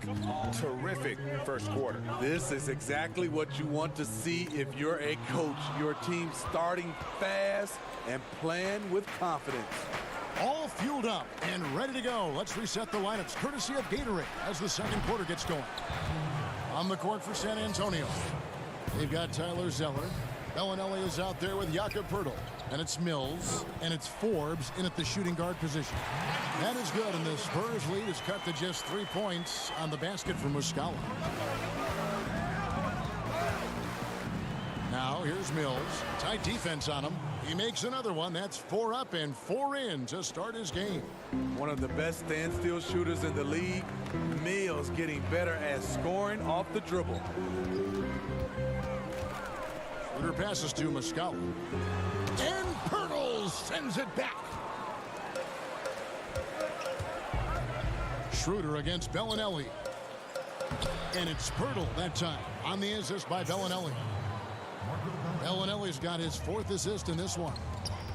To the inside. Muscala. A good finish at the rack off the slick feed. Great player movement, great ball movement. That's fun to watch. And the first few seasons in the NBA, not an easy time for Terrence Ferguson. Young wings have their ups and downs, but the franchise still very much believes in his talent. Looking at who's out there now for the Thunder. Steven Adams, he's checked in for Nerlens Noel. Molinari comes in for Muscala. Shai Gilgeous-Alexander checked in for Terrence Ferguson. And Chris Paul subbed in for Dennis Schroeder. So it's San Antonio now.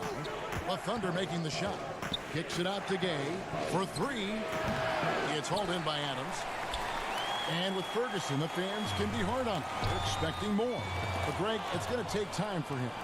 You know, Ferguson has already made big strides with his defense.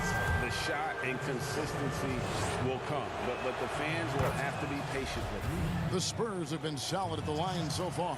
4 for 4. Some players never recover from a torn Achilles. Rudy Gay has come back and as good as ever. Still one of the most productive small forwards we have in the league. Now here's Adams. Gallinari left side. Gilgeous-Alexander with it. Wide on him. Paul kicks to Gilgeous-Alexander.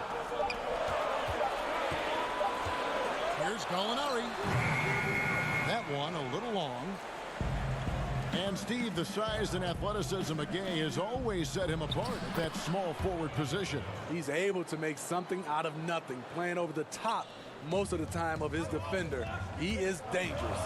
Here's Gilgeous-Alexander following the bucket by the Spurs. And DeJounte Murray gets the whistle that time. That's his first foul. And the Thunder making a change here. Feeds it to Gallinari. And DeJounte Murray gets the whistle that time. That'll be his second foul of the game. And that's foul number 2. And maybe you don't sit him at this point, but you really have to be careful to not pick up another beforehand. San Antonio making a switch here. DeRozan's checked in, and the ball's tied up, so we'll have a jump ball.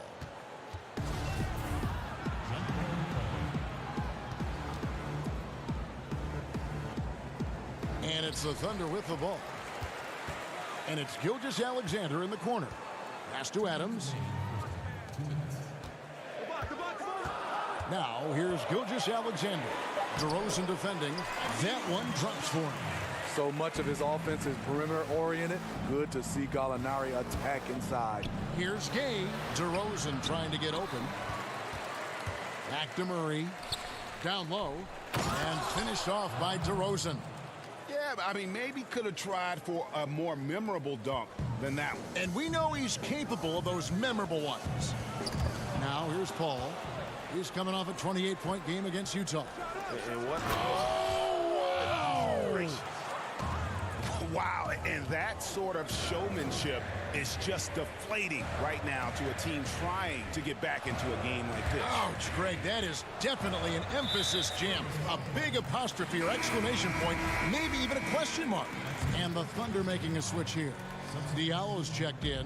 Bryn Forbes, he's checked in for San Antonio. Diallo the pass to Adams. Gallinari right side. And the layup's good off the glass. Gallinari's got his second bucket tonight.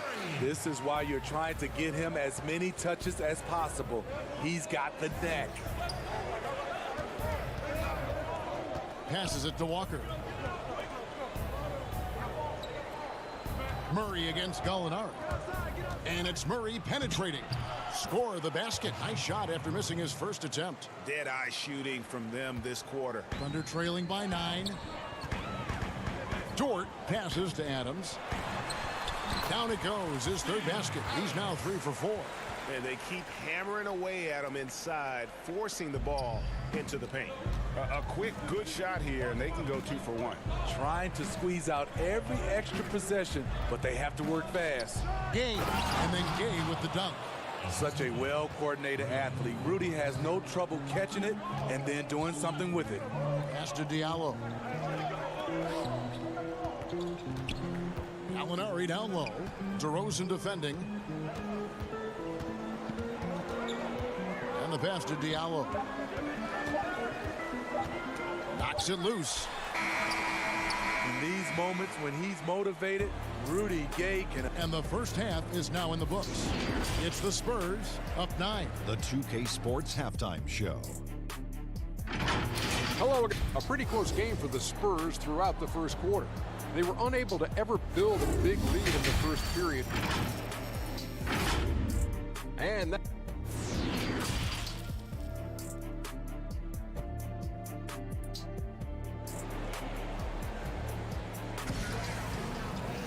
And for those of you just tuning in, thanks for being with us. The second half of this game still to play. Look at Patty Mills. What a contribution. Yeah, it's been a great performance from him. Really staying focused on quality shots. And many of those quality shots have been jumpers. A very high percentage of those in the first half. Gallinari and Adams, the combo out front. Chris Paul is out there with Gilgeous-Alexander, and it's George in at the 3. That's Billy Donovan's 5 as we get going here in the second half. The Thunder have gone 1 for 1, making their previous attempt at the line. And they've done some really nice work at the foul line, knocking down 80%. And foul on the shot, so he'll get a chance at the line. And making his return from the ACL tear, DeJounte Murray, long, athletic, and young, he still has a very bright future. And Murray winning second team all-defense in 2018. And Greg, at that time, he was only 21. And that's been his strong suit. If he can hit perimeter shots consistently, he can be a star. And White kicks to DeRozan.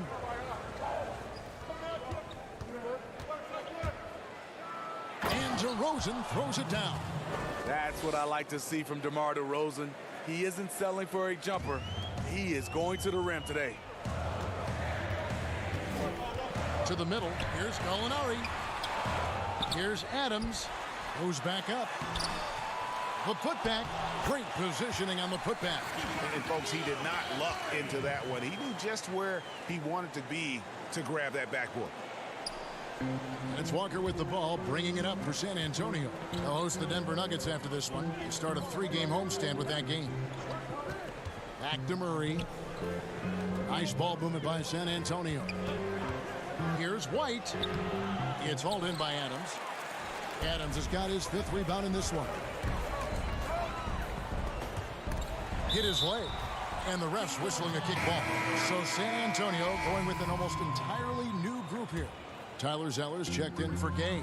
Turtle comes in for DeMar DeRozan. Bellinelli, he's checked in for Lonnie Walker. And it's Mills in for Murray. Mills with it. Now defended by Adams. Shot by Zeller, no good. Thunder trailing by 8. Noel dishes to Robertson. And the dunk by Robertson. Oh, that's straight TNT, baby. Explosive. That was pretty, and he just has that effortless knack for getting inside. White drives in, takes it off the glass. White's got his second basket of the night. And Smitty, for teams that tend to go deep into the playoffs year after year, season after season, it takes, I'm assuming, a mental toll as well as a physical toll. It does, and that mental toll is just as hard as that physical toll on your body and your mind. And I think for teams that have great leadership and development of those young guys that can play some of those minutes, they usually bowl well. And Tyler Zeller's going to pick up the foul. That's his first foul. Muscala, he's checked in for the Thunder. And San Antonio with the change here, too. Forbes checked in. Pass to Muscala. Back to Schroeder. Lets it go from deep.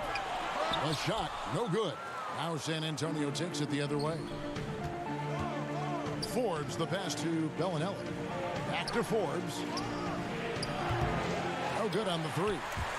Rare you'll see him miss such an open look. Now here's Schroeder, covered by Mills. It's good, and the San Antonio lead is cut down to just 8 points with the bucket from Schroeder. The Spurs have gone 3 of 6 in the third quarter, 50% from the field. Now here's Mills. He's covered closely. Oklahoma City shooting has been great, up over 50%. In fact, 52%. Ferguson misses. That was excellent contest, preventing him from making something that's usually automatic. Now here's Mills. He's guarded by Schroeder, and Mills kicks to Bellinelli. Down to 5 on the shot clock, and he lays it straight in. Bellinelli's got his first points in this one. Yeah, and Bellinelli, very creative, has that ability to get into the heart of the defense. Back to Robertson. He dishes it to Muscala. San Antonio with the rebound. From deep three-point range, the Spurs getting another chance here. Not going to go that time. Thunder trailing by 10. They've been looking out of sync offensively. Yeah, their offense has ground to a standstill. The Thunder shooting their third and fourth free throw shots of the night. He misses the free throw for the Thunder. Gallinari, he's checked in for Nerlens Noel. Diallo comes in for Terrence Ferguson. And Shea Gilgeous-Alexander subbed in for Dennis Schroeder.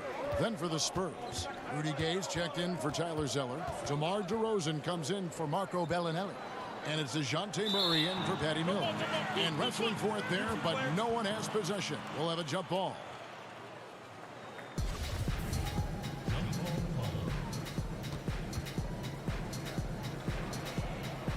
And it's the Thunder with the ball. Now, here is Muscala. Defense right on him. Diallo finds Muscala. And here's Gallinari. And a great assist by Gilgeous-Alexander as that one goes in. Gallinari's got it back down to within single digits for Oklahoma City. Out to the wing for three, Murray.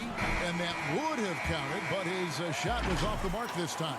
And so it's San Antonio holding on to an 8-point lead heading into the break. And they've done a phenomenal job down low. So many of their points coming right at the rim. We've got more NBA basketball coming your way in just a minute. Here now a chance to show you our assist of the game. And it's presented as always by State Farm. And I'm glad this was the pick because I love this pass. Such a great dish. That's what I call court vision. Yeah, you also have the location of the pass. Puts it right where it needs to be, where his man can do something with it. And this is it. Glad to have you along for this fourth and final quarter. On the floor for San Antonio starting the fourth quarter. Jakob Poeltl up there with Rudy Gay. Then it's DeRozan. Then there's Murray. And it's Forbes in at the 2. What vision from Poeltl, getting the pass over to the wide open man. Gilgeous-Alexander passes to Gallinari. Muscala drills the baseline jumper. And knocking down shots in the mid-range area really forces teams to have to adjust their defense. And you know, the adjustment should have already been made. They know he's a good shooter from that spot. Forbes can't get it to go. Oh, you've got to be able to deliver when you get a bunny like that. That's just too easy of a shot to miss. Back to Muscala. Pass to Gilgeous-Alexander. Trying to find Gallinari and gets it to him. And a great assist by Gilgeous-Alexander as that one goes in. Gilgeous-Alexander's got 4 assists now tonight. Here is Forbes. Gilgeous-Alexander covering. The shot's good from Forbes. This is an area Forbes has worked on. Makes it trickier to close out on him when you know he can put it on the deck. Diallo finds Gallinari. Gay with the block.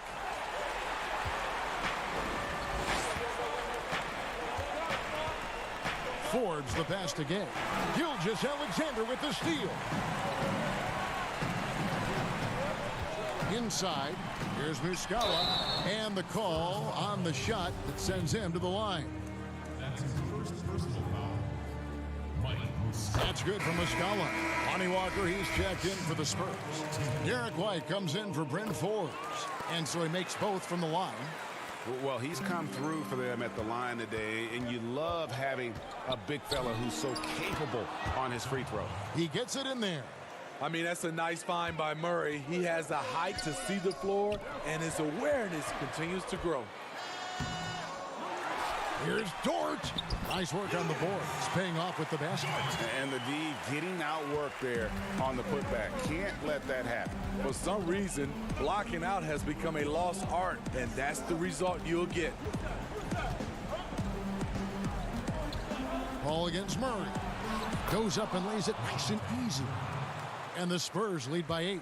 From the moment when he sticks his foot in the ground and puts his head down, DeJounte Murray is explosive and fast. And it's out of bounds. Oklahoma City able to retain possession. Great energy on the deflection and a good job disrupting their offense. This is called an effort play. Terrific hustle at the defensive end.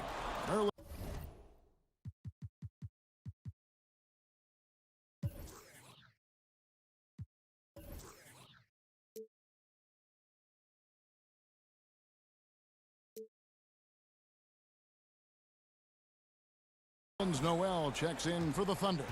Spurs leading by 8. Gilgeous-Alexander with the steal. Oh, and a fast break for Oklahoma City. and it's good for 2. In the flick of a switch, going from defense to offense. That was great anticipation on the steal. A gamble that paid off. Here's White, and the rejection by Noel. And DeRozan kicks to White. And there's the whistle. 3-second violation. Molinari, he's checked in for Nerlens Noel. Spurs also with the sub. Pirtle, he's checked in for Rudy Gay. Paul against Murray. It's stolen by DeRozan. In transition, here come the Spurs. White's running. Love Murray's scoring potential, but the development of his playmaking may be an even higher priority. Adams down low. Pirtle's there. And Pirtle sends it back. Adams' shot is good. Spurs leading by 6. 1:12 left in the fourth quarter of this one. It's good. Finding a soft spot in the belly of that defense. Murray taking full advantage. Here's Gilgeous-Alexander. Molinari dishes to Adams. Paul against Murray. Pass to Dort. 5 to shoot. Walker with the rebound. You can see he just rushed that a little bit. Lost the focus, I think. Murray kicks to DeRozan. And contact on the shot, so he'll be shooting free throws here. Steven Adams picks one up. And when you have DeRozan looking to drive, it's hard to slow him down without committing a foul. And Oklahoma City going with a whole new group out there. Both free throws good from DeRozan. There's the knockout blow. No chance of getting up off the canvas now. 29 seconds left in the game. It's tipped, and he gets it back. The pass to Schroeder. And Muscala has it in the corner. Back to Schroeder. The tray. Rebounded by the Spurs. Here's Samanic. DeRozan in the corner. Fades. Gets it to fall. Taking no chances. They go on one last run to seal the... David, thank you as always. And that'll wrap it up, folks.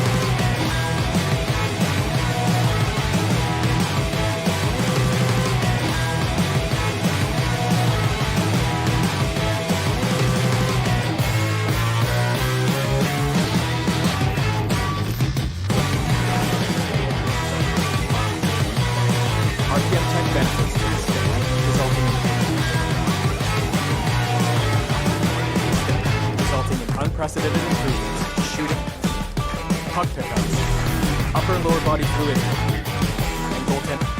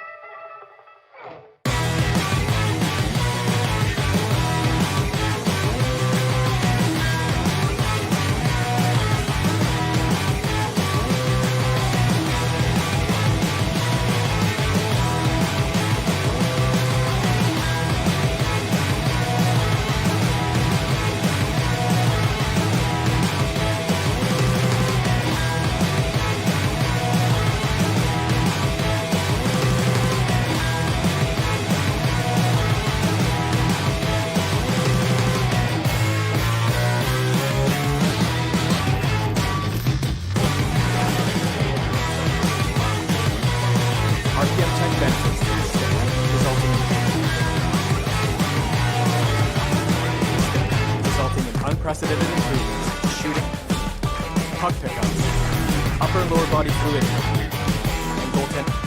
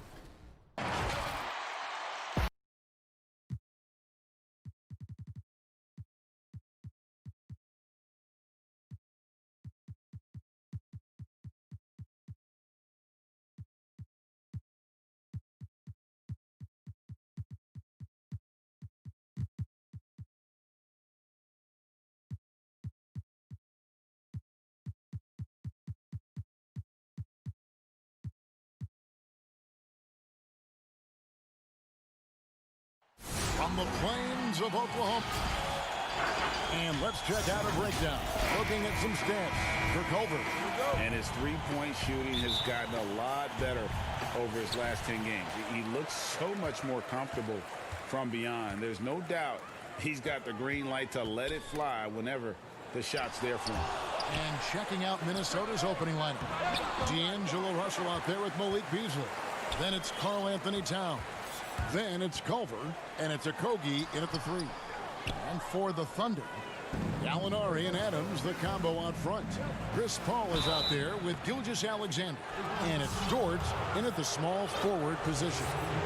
With the playoffs coming up quickly, Clark, strength of schedule can play a big role as it determines where a team is going to be seated come playoff time. No, I agree with you in terms of even just making the playoffs sometimes, Kevin, based on where teams are and who they're playing. I mean, those matchups against potential playoff teams that are still fighting for seeding, they can sharpen you up and get you ready.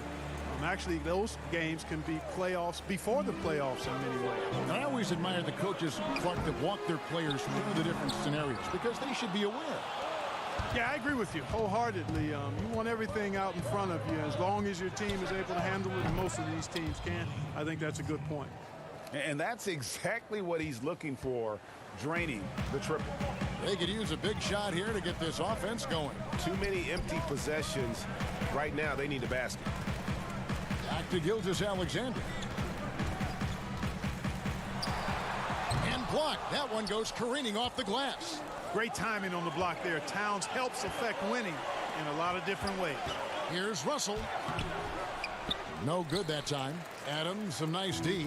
Thunder have gone 0 of 5 here to start the game. Rough start for them. Gallinari, rebounded by the Timberwolves. Towns has got 4 rebounds now tonight. Here's Beasley. And he drops in the layup off the glass. Beasley's got 7 points in the game. How about the recognition from Culver? Terrific at realizing when the defense has broken down. Paul passes to Gallinari. And it's Gilgeous-Alexander in the corner. Down low. And he gets the whistle. 2 free throws coming up. And, you know, even though in today's game floor spacing is all the rage, the last 5 years the Wolves attempted the fewest threes in the league. And when they did shoot them, they didn't make very many of them. And on top of their troubles from range, the Wolves have also had trouble on the defensive glass. Yeah, and if you can't rebound and you're not shooting it well, you've got to figure out who you're going to be. Your identity is in question. That's what the Wolves are trying to figure out. Who are we? What do we do well? How do we win? How do we succeed? To get to the next level, they've got to answer that question. Passes it to Dort. Looking for Adams. He gets it there. Can't cash in from close range. And the stroke definitely lacking confidence this quarter. Nothing on target. Count that one. You know, maybe he's not the fastest guy on the court, but quickness is more important than pure speed in basketball. Russell's handle and scoring instincts, though, are borderline elite. And Jarrett Culver gets the whistle that time. That is his first foul of the game.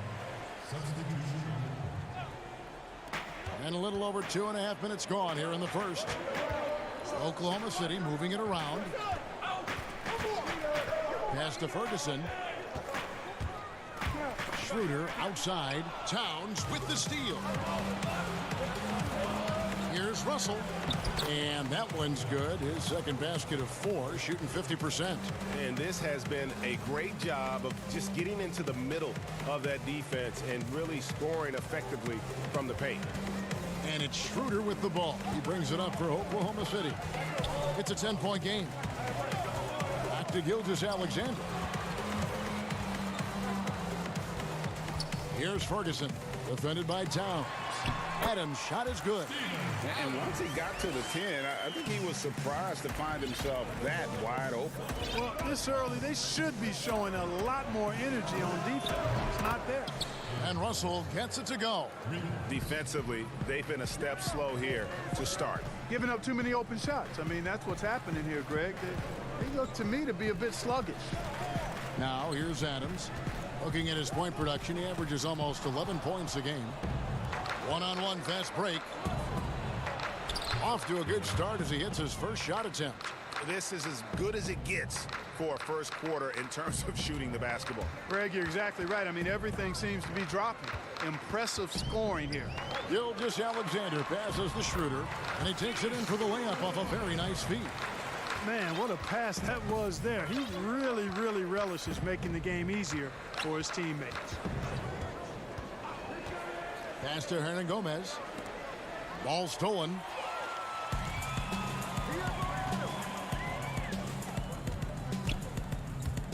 Picked away. 7-second difference, shot and game clock. Russell from long range. The putback, it's good on the putback. They've been beating them to a lot of those loose balls and rebounds here to start. Yeah, the half and half balls are going their way, and that's really a function of effort and intensity. You know, the ball doesn't discriminate. Whoever goes and gets it, that's who owns it. That kind of energy and hustle on the glass usually produces good results. Hernangomez passes to Towns. Excellent all-around performance so far, hence the big lead. Yeah, you know, they've had the advantage at both ends. They've got all the momentum early on. And so here is Oklahoma City. Here's Muscala. That misses off the backboard. And after just 1 quarter of play, a double-digit differential on the scoreboard. Minnesota on.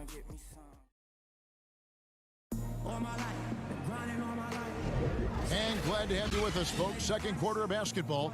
This game has not exactly been neck and neck, but plenty of time left in this one. And taking a quick look here at the hustle stats for the Timberwolves. They've set the first half tone by getting out on the fast break and getting the defenders on their heels.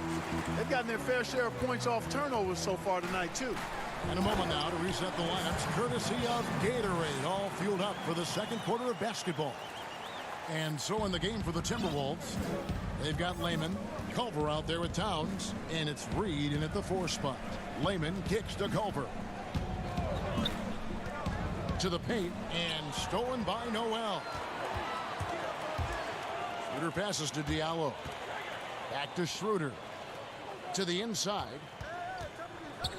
Ball's knocked loose, and it's out of bounds. Oklahoma City able to retain possession here. And a quick look at how the Minnesota Timberwolves schedule is shaping up. On Saturday, they'll be matching up against DeMar DeRozan and the San Antonio Spurs. And then on Tuesday, they'll be facing Hassan Whiteside and the Portland Trail Blazers. And that game against the Suns, that's a contest that could easily go either way. Small mistakes could be the difference, and both teams will need to be at their best. Reed hits the layup after the sweet pump fake to freeze the D.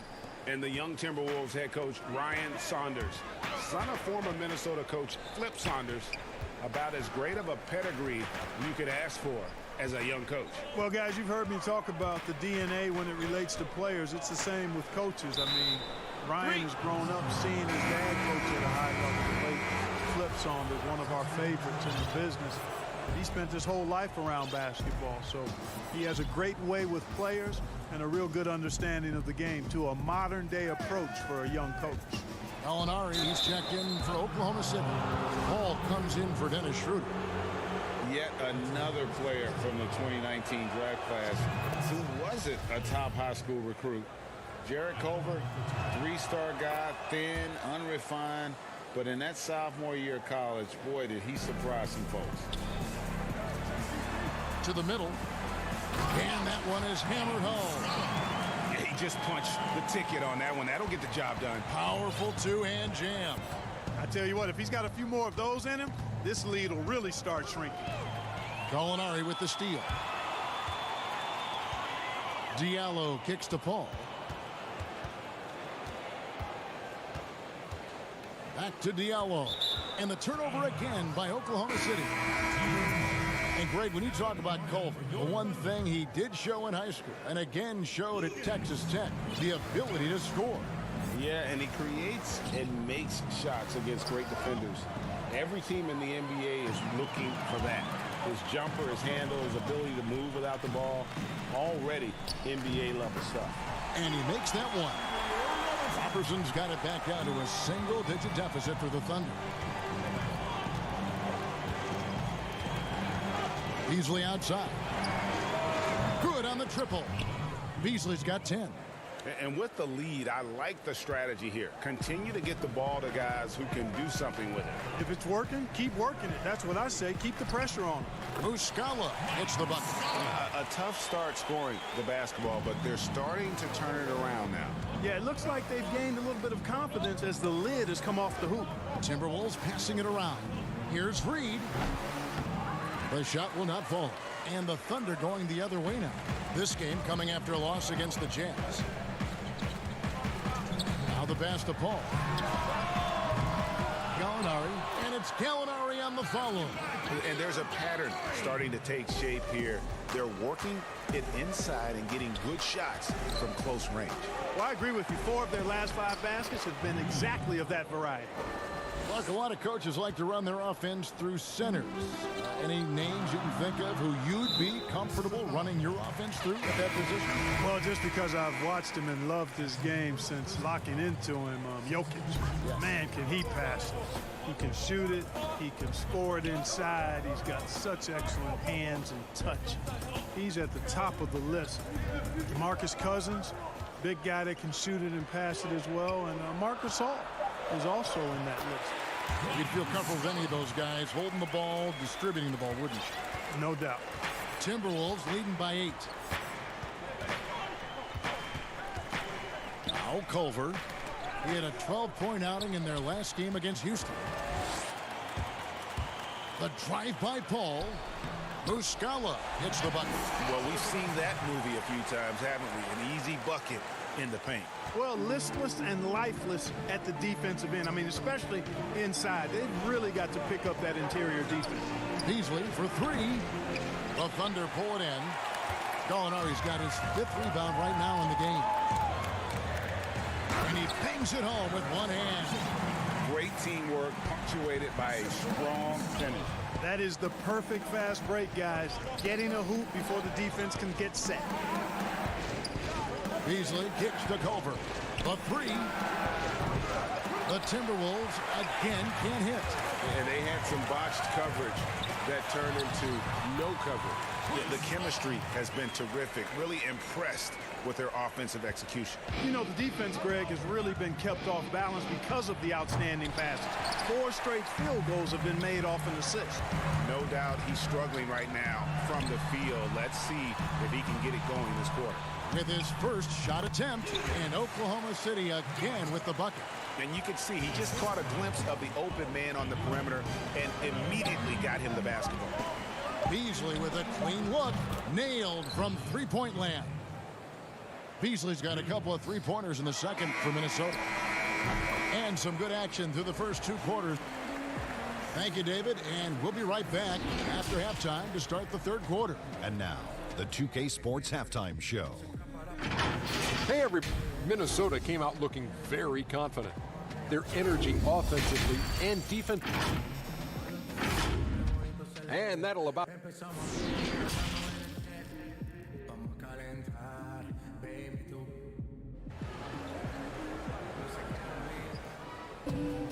And we've got second half action for you. Thus far, a pretty evenly contested game. One guy who's getting it done is Malik Beasley. And if he can keep shooting from deep like he did in the first half, he's going to be more than a handful. Yeah, you know what? The defense is going to adjust. They'll be ready for him now, so I'm sure they talked a lot about how to slow him down. Gallinari and Adams, the combo out front. Gilgeous-Alexander out there with Chris Paul. And it's Dort in at the 3 slot. That's Billy Donovan's 5 as we get going here in the second half. Shot clock at 5. 11 feet away. And Culver pulls it down. Timberwolves leading by 3. Beasley for 3. And there's the foul. It's on Towns. That'll be his 2nd foul of the game. And guys, as soon as you start going over and through a rebounder, you're probably going to get whistled for over the back. Yeah, you know, that was out of his reach anyway, so I don't even know why he made that effort. No need to commit the foul there. Boy, that is awesome defense, guys, against a capable finisher. Well done. I'm sure the coaches love that. And the last few years, Karl Anthony Towns getting a rap as a bad defender. Clark, you think that's fair to say? You know what, Kevin? I don't think it's as fair as it once was. He's not nearly the defensive liability he used to be. He's better defensively one-on-one, and I think he's improved in his ability to switch and rotate on smaller players. And really keeping the ball hopping around here offensively. The last 5 trips they've had have ended with a great pass leading to a basket. They're really sharing the sugar. It's a great move, and he catches the defense completely off guard. Yeah, if that's a harbinger of things to come, he's looking at heaven. Folks, the coach's challenge has been initiated for a personal foul. Close game like this, and he thought it wasn't a good call. And this is the time now where the officials can review in closer detail what constituted the original personal foul. Getting a different angle can sometimes make it a lot easier to determine. Greg, indeed, and the one thing with replay review is that when you see the slow motion replays, you really get a new appreciation for just the immense speed at which these players are moving and how fast the action really is and how hard it can be sometimes, you know, Greg, to make the right call. And the announcement on the review is that the foul was called in error. So they have determined, Greg, to overrule the original call.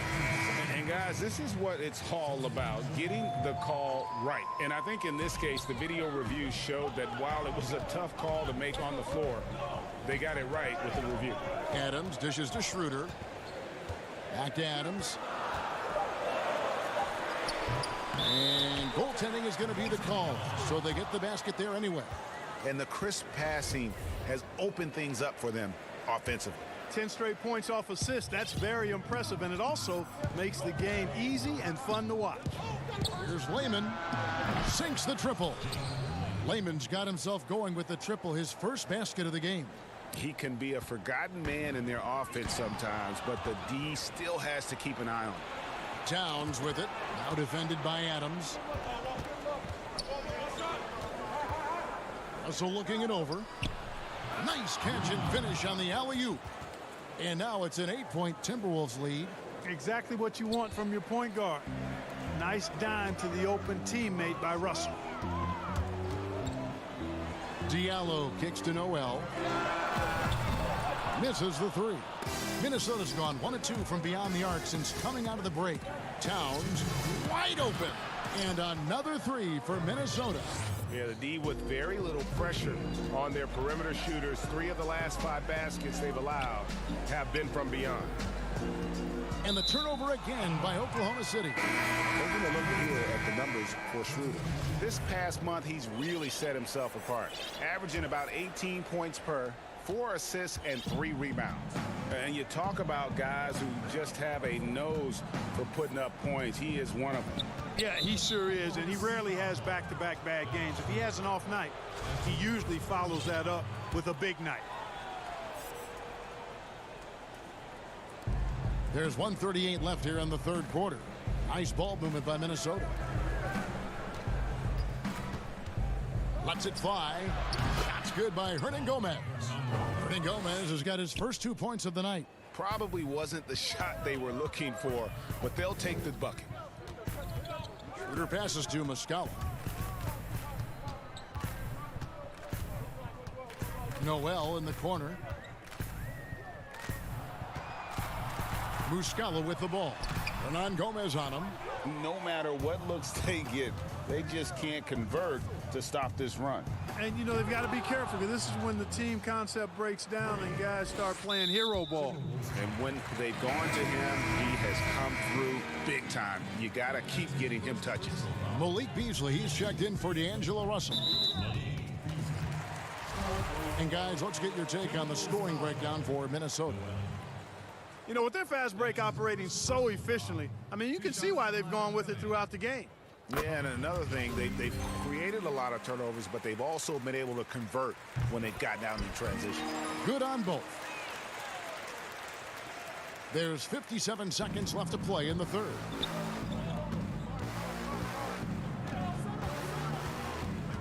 Johnson left side. 11 feet away, and the rejection by Noel. Count that one. And the Timberwolves lead has been cut down to just 12 points with the basket from Diallo. Now the Timberwolves with it. They're on a 17-6 run. On its way from Beasley for two. And, yep, finally drops after rolling around the rim. Beasley's got 15 points. He's just such a well-rounded offensive player. He's got a little bit of everything. It's stolen by Muscala. Here's Ferguson, and he dunks it down. Well, if you don't take care of the ball, fellas, that's what can happen. Absolutely, Greg. That makes the turnover even more painful.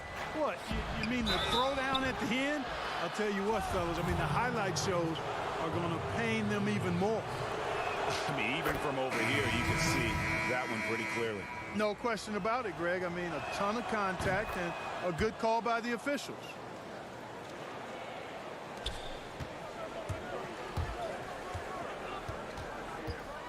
Gallinari down low.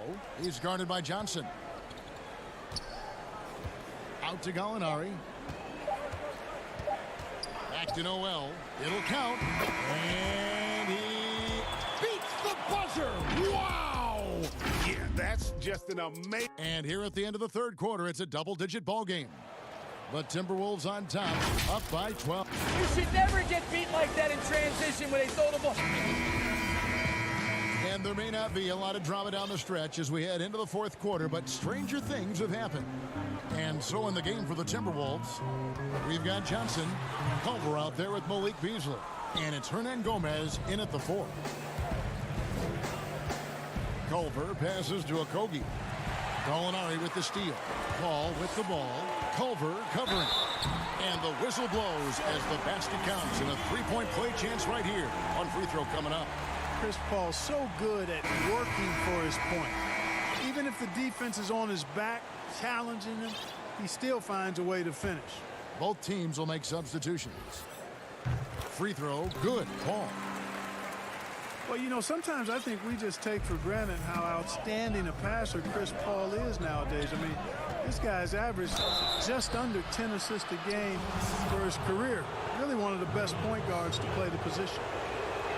And we are talking about Chris Paul and his assist totals. His career numbers, Clark, are among the elite. Yeah, they are. And it's clear he's been outstanding for a long time, but he admits that he doesn't think he'll catch the record of John Stockton. But if he can stay healthy for a few more seasons, there's a really good chance he could end up in the top 5 all-time in assists. Gilgeous-Alexander passes to Gallinari. And a great assist by Gilgeous-Alexander as that one goes in. It's been like this all night for both teams, the offenses having their way. Any lull in the action so far has been short-lived because there have been nothing but buckets in this one. He hangs in there and cashes in on the second chance points. I'd love to see them impose themselves a little more on the backboard. That's a great way to find confidence. Always a surefire way to get back in the game. Well, guys, they need to do something to reduce this deficit. We'll see if that's the answer. And there's another one for the Timberwolves. I guess Towns got a little bit of point guard in him. The big fella with a beautiful dime right there. Paul kicks to Gilgeous-Alexander. Gallinari left side. Here's Dort to the paint. Here's Noel, and he converts the layup. Pretty much all of their buckets coming from inside the paint now. Timberwolves leading by 11. Right side Towns. And the dunk by Towns. There's the great length we're always talking about with Karl Anthony Towns. I mean, leaving no doubt about that one. Down low. Here's Gallinari. And he can't bank that one in. And so it's Russell with it. He brings it up for the Minnesota Timberwolves. And Towns throws it down. And that's a double-double for him now. 11 points and 10 rebounds. And no help on that one. Towns, long strides. Get all the way to the rack. Way to go, big fella. Nice ball movement by Minnesota. Beasley kicks to Russell. Mark, do you think on average rookies are having a greater impact on their teams now than in decades past? I really don't think so, Kevin. You can go back and look at the numbers historically. Every draft class usually has 6 to 10 rookies that have a significant impact on their respective teams. And of those 10, perhaps 10 or 12, maybe only a few are going to be on playoff teams just because of the nature of the draft. I don't really think that's changed tremendously over the decades. Dort. That one doesn't go. And Minnesota now the other way. It's Russell with the drive. Basket good. And the Timberwolves lead by 17. Relentless in their approach, even with the game firmly in hand. And, you know, until that final buzzer sounds, I mean, you've got to treat every possession like it's crucial. Adams, he's checked in for Oklahoma City. Passes it to Dort. The feed now to Gallinari. Inside. Adams dishes the ball. Three-pointer. Oklahoma City the rebound. Tries again.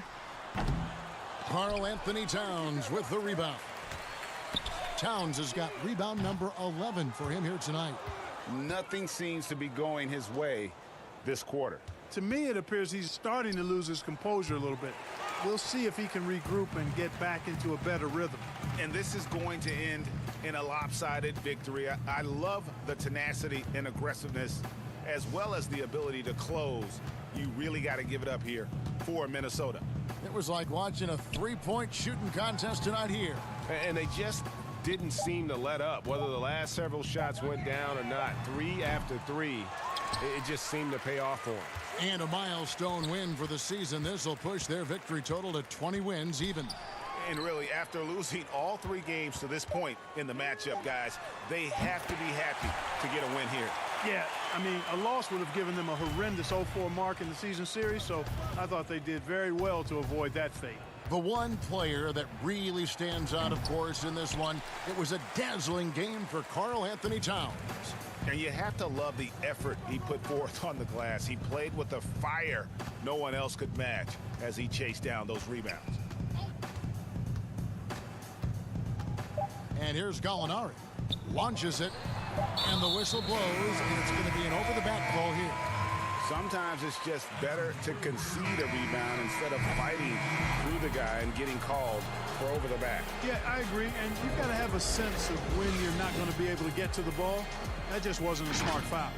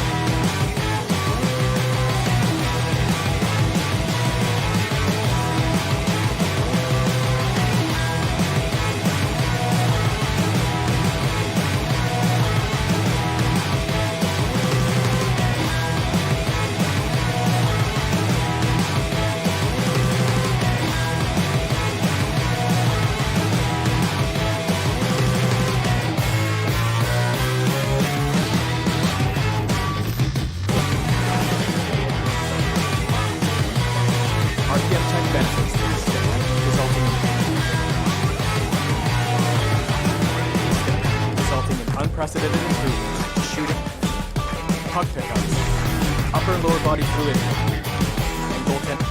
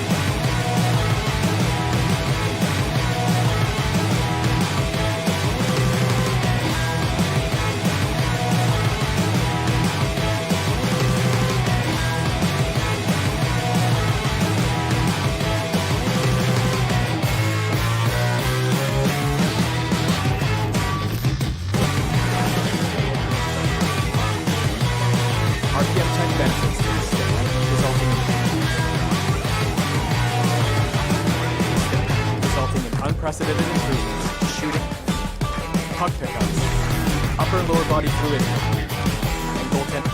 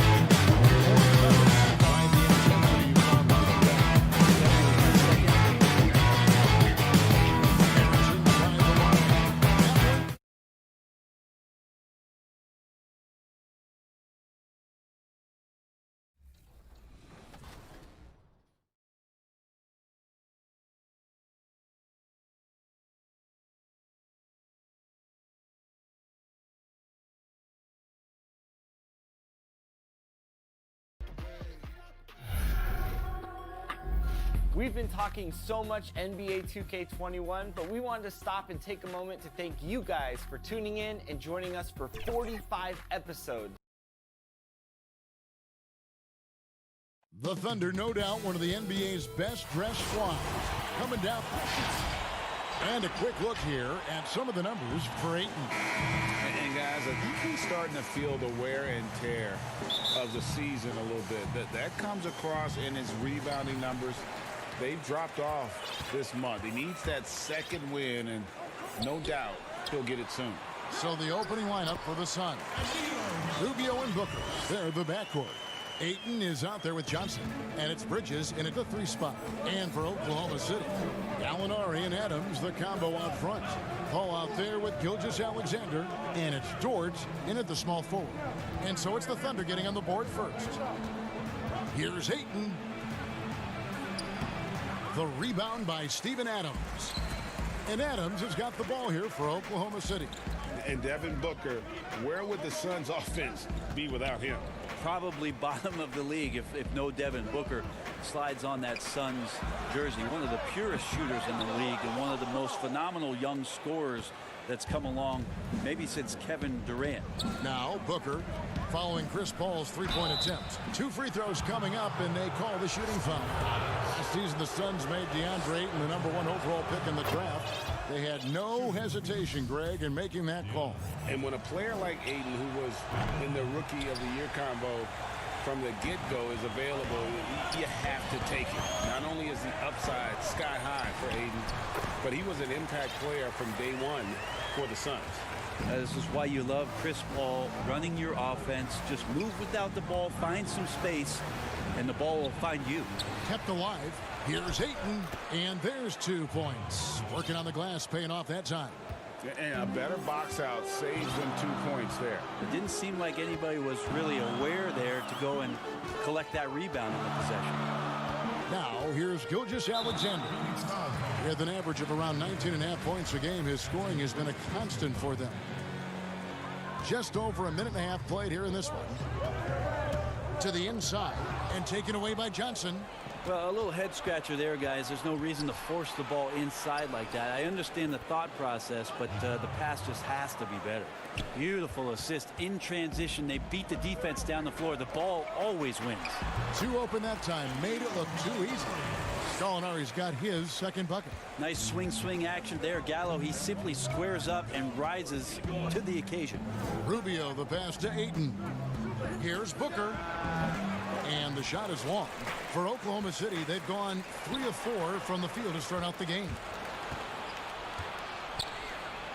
That one good for 2. Booker showing some speed, excelling there, and blasting right through the defense to get to the rim. Dort passes to Adams to the paint. Oklahoma City moving the ball around. Pass to Gilgeous-Alexander. Back to Adams. To the middle. And Gallinari takes to Gilgeous-Alexander. And the 3 off target. Having a hand up in your face makes such a difference to a shooter. Yeah, as good as you can do without getting a block there to defend. There's a lot of talk, Brent, about eliminating divisions, something that's been discussed. You think that's going to happen? I don't understand what the divisions are, do you? No. We don't pay attention to the divisions. We don't pay any attention to the divisions. It's all about conference. And we know that divisions end up helping in some ways with the playoff seedings, but it just seems strange today to have the divisions the way they are divided up. I think it helps when you're opening up a fish wrap in the morning if you check a traditional newspaper, but otherwise there could be something that goes away soon. And the Suns with a completely new group on the floor. Steven Adams does all of the dirty work. I mean, all of it, Kevin. A defensive anchor and continues to play with tremendous energy on a nightly basis. And out of bounds as the Thunder gain possession. Muscala, he's checked in for Oklahoma City. Oklahoma City trailer. Schroeder up top. He had a 27-point outing in their last game against Utah. It was never all about himself. He came away with a lot of assists in that game and just kind of kept everybody in the mix. Now here is Muscala. Just 4 to shoot. And slam dunk by Noel. Now flying high and throwing it down with the one hand. One of his favorite moves right there, guys. And it goes down 2 points. Several lead changes going on here in the early portion of this game. It reminds me of that cameo song, Back and Forth. And it goes out of bounds. Last touch by Noel. As we approach the playoffs, let's now take a look at what is shaping up in the West. Taking a look at Oklahoma City, they've done well enough to be in 5th place in the conference so far. And checking out Phoenix, they're looking to turn it around down at the bottom of the conference now. And I think with Phoenix, they haven't gotten anywhere near where they wanted to be this season. Pretty clear there's a big talent gap between them and the true contenders. Well, you hope that they realize that and they have some self-awareness, but can they win some games, carry some positive energy, maybe some momentum into the offseason with which to build on? And it's Schroeder missing. About 7 seconds separating the shot and game clocks. Here's Carter. Plays it up and banks it in. And those are the kind of nice inside looks they've gotten here in the first half. 24 seconds left here in the first quarter. Muscala pass to Diallo. And Noel kicks it over to Schroeder. Here's Ferguson, covered by Sharch, and that one's good. Noel. Great to have Noel active like that, proving how dangerous he can be on the inside. Out left to the wing. Here's Jerome. Oh, and he got it! Did that beat the buzzer, Kevin? Yes! Wow. And so it's the Phoenix Suns with a 6-point lead at the end of the quarter. They're pounding the ball inside, and that's where they've gotten their best production tonight. And we'll be back with you shortly. And hope you've enjoyed the broadcast so far, halfway through the first half in this one. And from what we've seen, guys, from Phoenix, what do you guys see? Hey, why take jump shots when you can get your points at the rim? Yeah, that worked wonders for them in the quarter. We'll see what kind of adjustments get made. And a chance here presented by Gatorade to see who's on the floor, all fueled up and ready to go for the start of the second quarter. On the court for the Suns, they've got Saric, Kaminsky out there with Aaron Baines. Then there's Carter, and it's Jerome in at the 1 spot. The offensive rebound, Noel. Ferguson kicks to Muscala. 6 on the shot clock. Rebounded by Kaminsky. I think he rushed that one just a little bit, thinking the defense was going to get close. They weren't. Off target with his 3. He hit 1 3 in the first, but the well has been totally dry for him in the second.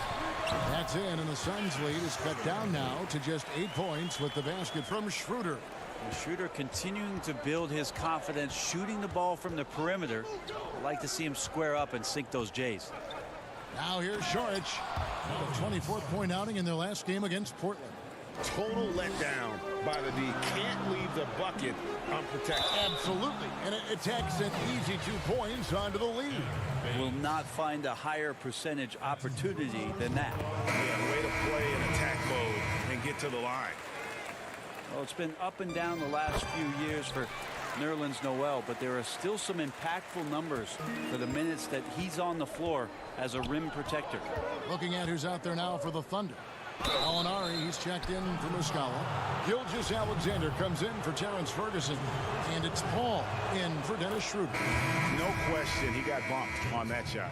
The Suns shooting their 3rd and 4th free throw attempts of the game. And they've had really good numbers all season from the free throw line. Adams, he's checked in for Oklahoma City.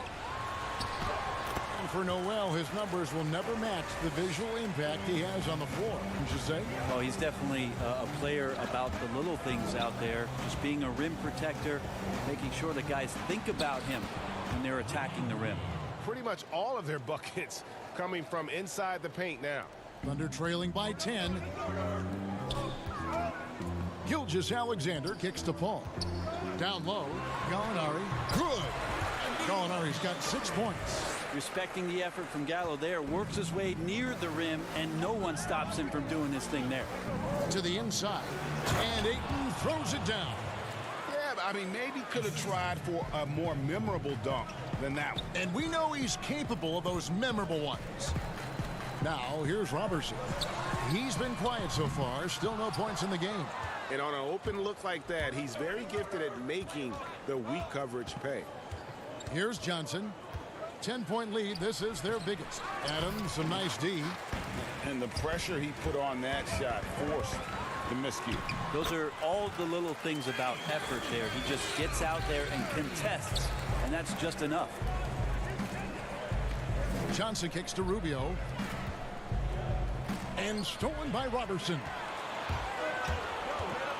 Paul with the ball. Bridges covering. Gilgeous-Alexander can't get it to go. Phoenix leading by 8. Bridges passes to Johnson, and they call the foul, so he's got the and one chance here to make it a three-point play. They're finding lanes to the hoop now with consistency. 5 buckets in a row from the paint. The Suns have gone 3 of 4 at the free throw line tonight. That's good from Johnson. Brett, so many guys are now shooting from well beyond the arc. Who do you think has the deepest range in the league? I think Steph Curry has the most consistent, deepest range. Lillard is in that category. Lillard is in there, and of course last year's playoff win will never go away in terms of what a great memory that was. Trae Young is now entering that category, Kevin. Yeah, I mean, we saw that at the end of last year. His fearlessness in pulling up from just about anywhere has been pretty remarkable. And to that, I will add one Brook Lopez, who has found his way well beyond the three-point line. He's a whole nother conversation. We'll talk about him later. We'll do that. Bridges for 3. It's rebounded by Oklahoma City. They went to Phoenix for their last meeting with the Suns and came out with the win. Yeah, they really squeaked out a close one in that last matchup. Came down to just a few turnovers that gave them the margin of victory. Now, here is Gallinari. He had an 18-point outing in the last game against Utah. Yeah, but there's always this point, Kevin, you got to look at where did he also impact the game. It was on the rebounding end of the floor. A tremendous performance there. And he lobs it up toward the rim. Out of bounds, Phoenix takes possession.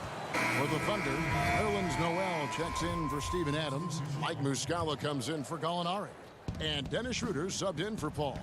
And for the Suns, Aaron Baines, he's checked in for DeAndre Ayton. Sharch comes in for Johnson. And it's Carter in for Ricky Rubio. And we've seen this offense step back into three-point land a little bit more in this quarter. To the paint, and stolen by Noel. Oh, and a fast break for Oklahoma City. Shot good by Diallo. Changing ends quickly. He's rewarded with a high percentage look. Yeah, the defense trying to do their best to slow him down, but when he gets room like that, you got to look out. The D giving him that shot, and that's probably not a good idea, but I guess they knew what they were doing that time. 6 feet out, and it's in off the backboard. Diallo's got 4 points this quarter. And trust me, Dennis Schroeder would love to score the basketball, but his ability to set up his teammates is also effective. And so it's Phoenix.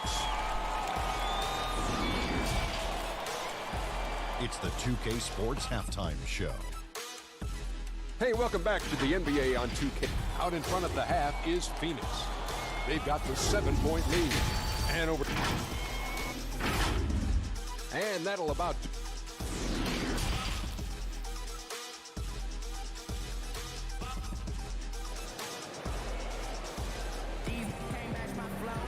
And happy you could join us.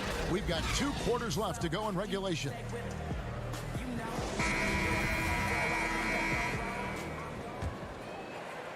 Suns leading by 7. Every shot in his arsenal, Devin Booker, is pretty impressive. He can shoot it from deep. He moves well without the basketball. He can create with others. He is a young offensive force and is an interesting player to watch in terms of what develops next. Gallinari and Adams, the combo out front. Gilgeous-Alexander out there with Chris Paul. And it's Dort in at the 3 spot. That's the lineup in the game for Oklahoma City. Now here's Paul. Devin Booker missing his last shot. And the layup is good after a nice lead pass. Dort's got his first basket of the night. And Brent, with Booker, the ball handling and creativity he has puts him among the elite guards in the league. You wonder if Phoenix can find a way to get some more talent around Devin Booker. What happens when all of the attention is not on him? He's already proven he's a great scorer. Where else can he go? The Thunder shooting their 5th free throw of the game here. And they've done some really nice work at the foul line, knocking down 80%. Gilgeous-Alexander, such an intriguing prospect coming out of Kentucky. I can't wait to watch in a new system how it is that he starts to understand and develop further his offensive play. And Adams sends it back. More good work on the glass there. When it's all said and done, I think rebounding might tell the story in this game. And so Booker will bring it up for the Phoenix Suns. They've led by as many as 11 points. Well, this is why the teammates for Booker are loving him. He keeps working on his ability to find the open teammate. Now here's Paul. He's gotten some minutes, but nothing on the board yet. Dort passes to Gallinari. And there's the call by the official. They'll count the basket here following the goaltending call. That's a very close call. I'm sure he thinks it's a clean block, but looks like it was on the way down. And the Thunder making a switch here. Ferguson's checked in. Rubio. The rebound by Steven Adams. Adams has got 6 rebounds here tonight. From downtown. The shot comes out, so Phoenix will take it the other way. Here's Ayton, and the shot goes in. Ayton's got 7. The defense gets physical, but Ayton doesn't seem to get knocked off of balance. That helps him to keep the focus. Lets it go with the 3. It's rebounded by Oklahoma City. Adams has got his 7th rebound here tonight. Oklahoma City moving it around. And Gallinari throws it down. Go into the rack with energy. And the D afraid to cut him off. Yeah, got to chalk that one up to some shaky defending. There's some ways to get your coach's attention, and that draws the coaching staff's ire. Rubio misses. Been a struggle for him tonight, but if they can make this lead hold up, they can just chalk this up as one of those nights. Important points there. Got him on a nice play, getting the ball inside and right to the bucket. There's the pass to Ayton. Phoenix, no good that time either. For Oklahoma City, they've gone 5 of 7 from the field in the 3rd quarter. Let's see if they can keep it up. Kick out to Adams. Gilgeous-Alexander surveying the D. Out of bounds, Phoenix will take possession. And this is what the schedule looks like coming up for Phoenix. On Saturday, they'll go up against Kristaps Porzingis and the Dallas Mavericks. Then on Wednesday, they'll take on Karl Anthony Towns and the Minnesota Timberwolves. And for that matchup with the Mavericks, that's where you have got to bring your A game, especially when you know you're going to be fighting an uphill battle all night long. And a new group in here for the Thunder. Noel's checked in for Gallinari. Robertson comes in for Terrence Ferguson. Diallo, he's checked in for Shea Gilgeous-Alexander. And Dennis Schroeder subbed in for Paul. Adams, the pass to Noel. And there's the foul on the shot. He'll go to the line for 2. And Phoenix gets called for the foul. Well, when Nerlens Noel stays very confident offensively, good things like this tend to happen. And Oklahoma City making a change here. Muscala's checked in. 1:19 left in the 3rd. Out to the right wing. Here's Kaminsky. And it's Noel with the rebound. Well, he finds some space in that in-between gap there, Kevin. Too bad he can't release that one on target. Robertson finds Muscala. Over to the wing. Here's Diallo. And the whistle blows. It's going to be on Mike Muscala. That is his first foul of the game. Johnson, he's checked in for Phoenix. Booker comes in for Ricky Rubio. Suns leading by 3. Sharge outside. Back to Carter. Sharge outside. Takes the 3. That's in there. Carter with the assist. Carter's got his 3rd assist on the night. Remember when big men shooting threes were as rare as a Sasquatch, and now those big guys are everywhere.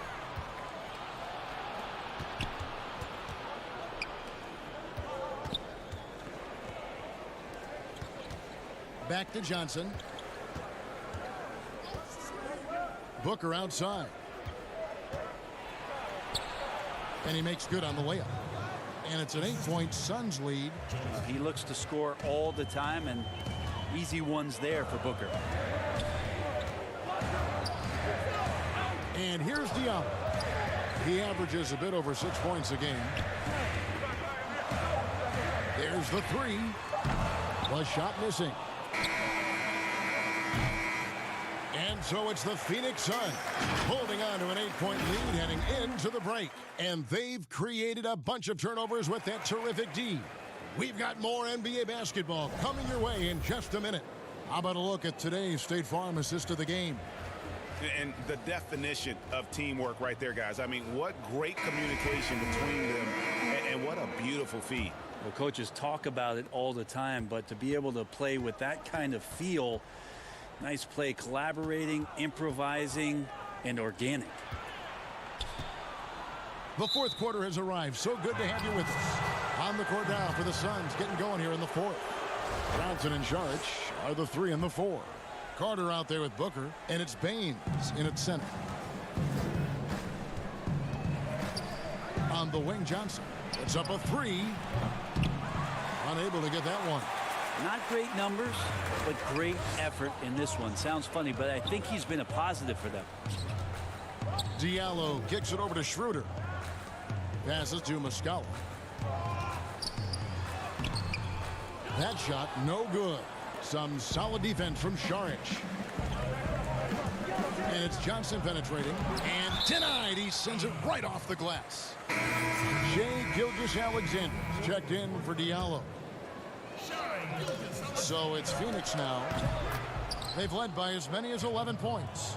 Wow, has he flipped a switch at halftime. Much more effective here in the second half. Now here's Noel to the middle. Muscala, the pass to Gilgeous-Alexander. That one goes in. Gilgeous-Alexander becoming more and more comfortable where he can score on the floor. Booker draws the double. It's stolen by Schroeder. Oh, and a fast break for Oklahoma City. Schroeder leading the charge. Got a piece of it. And here we go. Carter heading to the hoop. Yep, that one goes in there. Carter's got the lead up to 11 now for Phoenix. The Thunder shooting the ball really well in this game, 58%. It's stolen by Saric. Here's Booker. That's in there. Johnson with the assist. And that's 11 points for Devin Booker. He's been incredible in this half. Anytime he pulls up from outside, you think that's bottoms. Muscala dishes to Noel. Here's Schroeder. The Thunder with another miss. And so Booker will bring it up for the Phoenix Suns. This is the most they've led by, 13 points. Carter kicks to Saric. Some nice ball movement here by the Suns. Booker with no one around. Another 3 for Phoenix. D has been just completely helpless and turned around. He's so dangerous when he's in this kind of rhythm. Fourth quarter of play, and we're about 2.5 minutes through it right now. Dort passes to Schroeder, and here is Muscala. Clock at 6. Sinks that one from the post. Muscala's got his first bucket of the night. Two teammates connecting right there. Slick feed. Now here's Booker. Gilgeous-Alexander covering. Booker the pass to Baines. One-on-one fast break. Here's Gilgeous-Alexander. Sinks the three-pointer. Gilgeous-Alexander's got 5 points in the quarter. More and more promise here as a jump shooter, as Gilgeous-Alexander has a solid three-point shot. Inside, Baines. And the basket is good, and he's got a chance here for one more at the line. Just a much smaller defender on him. He does the exact thing at the right moment, goes straight to the rim. For the Thunder, Adams, he's checked in for Nerlens Noel. Alinari comes in for Muscala. And Paul subbed in for Dennis Schroeder. And for the Suns, Ayton, he's checked in for Saric. Mikal Bridges comes in for Johnson. And Ricky Rubio subbed in for Carter. You know, if Ayton continues to play with that kind of effort, possession by possession, he's a real tough cover. And the Suns making a change here. Saric is checked in. Back to Paul. Pass to Gallinari. And he's fouled pretty hard on that shot, but he's got the chance to pick up the points at the line. It's going to be on Saric. Gallo's so smart on the inside with his array of fakes and moves. He's always a threat to draw fouls on shot attempts like that. Gallinari hits them both. Well, when Danilo Gallinari came into the NBA, Brent, he was just a catch-and-shoot type player. But he's so much more than that now. Well, I think with the way the league has changed with the three-point shot and Gallinari's ability to do that, he's gotten a lot smarter about picking his spots when the pump fake can drive in and draw some contact. Back to Saric.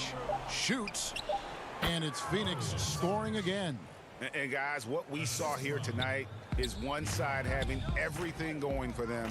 Huge margin of victory for the Suns. Their superior ball handling won it for them.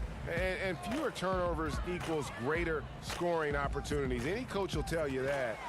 If you take care of the ball every possession, and this is a perfect example of what happens when you do. And so the hard work and effort paying off tonight, putting another win in the books. That'll be win number 27. And really, they finally got something good to happen against this team. The last two games they faced them weren't nearly as productive. Hey, guys, one of the steady and outstanding players putting in another impressive performance. It was a big-time outing for Devin Booker. Every inch of the floor was his tonight as he came out and injected an energy into every play. Now, here's Diallo. 6-second difference between shot and game clock. Now Schroeder, pass to Ferguson from deep. And it's Ayton with the rebound. Saric with it. Payne gets a wide open look. And the Suns miss again.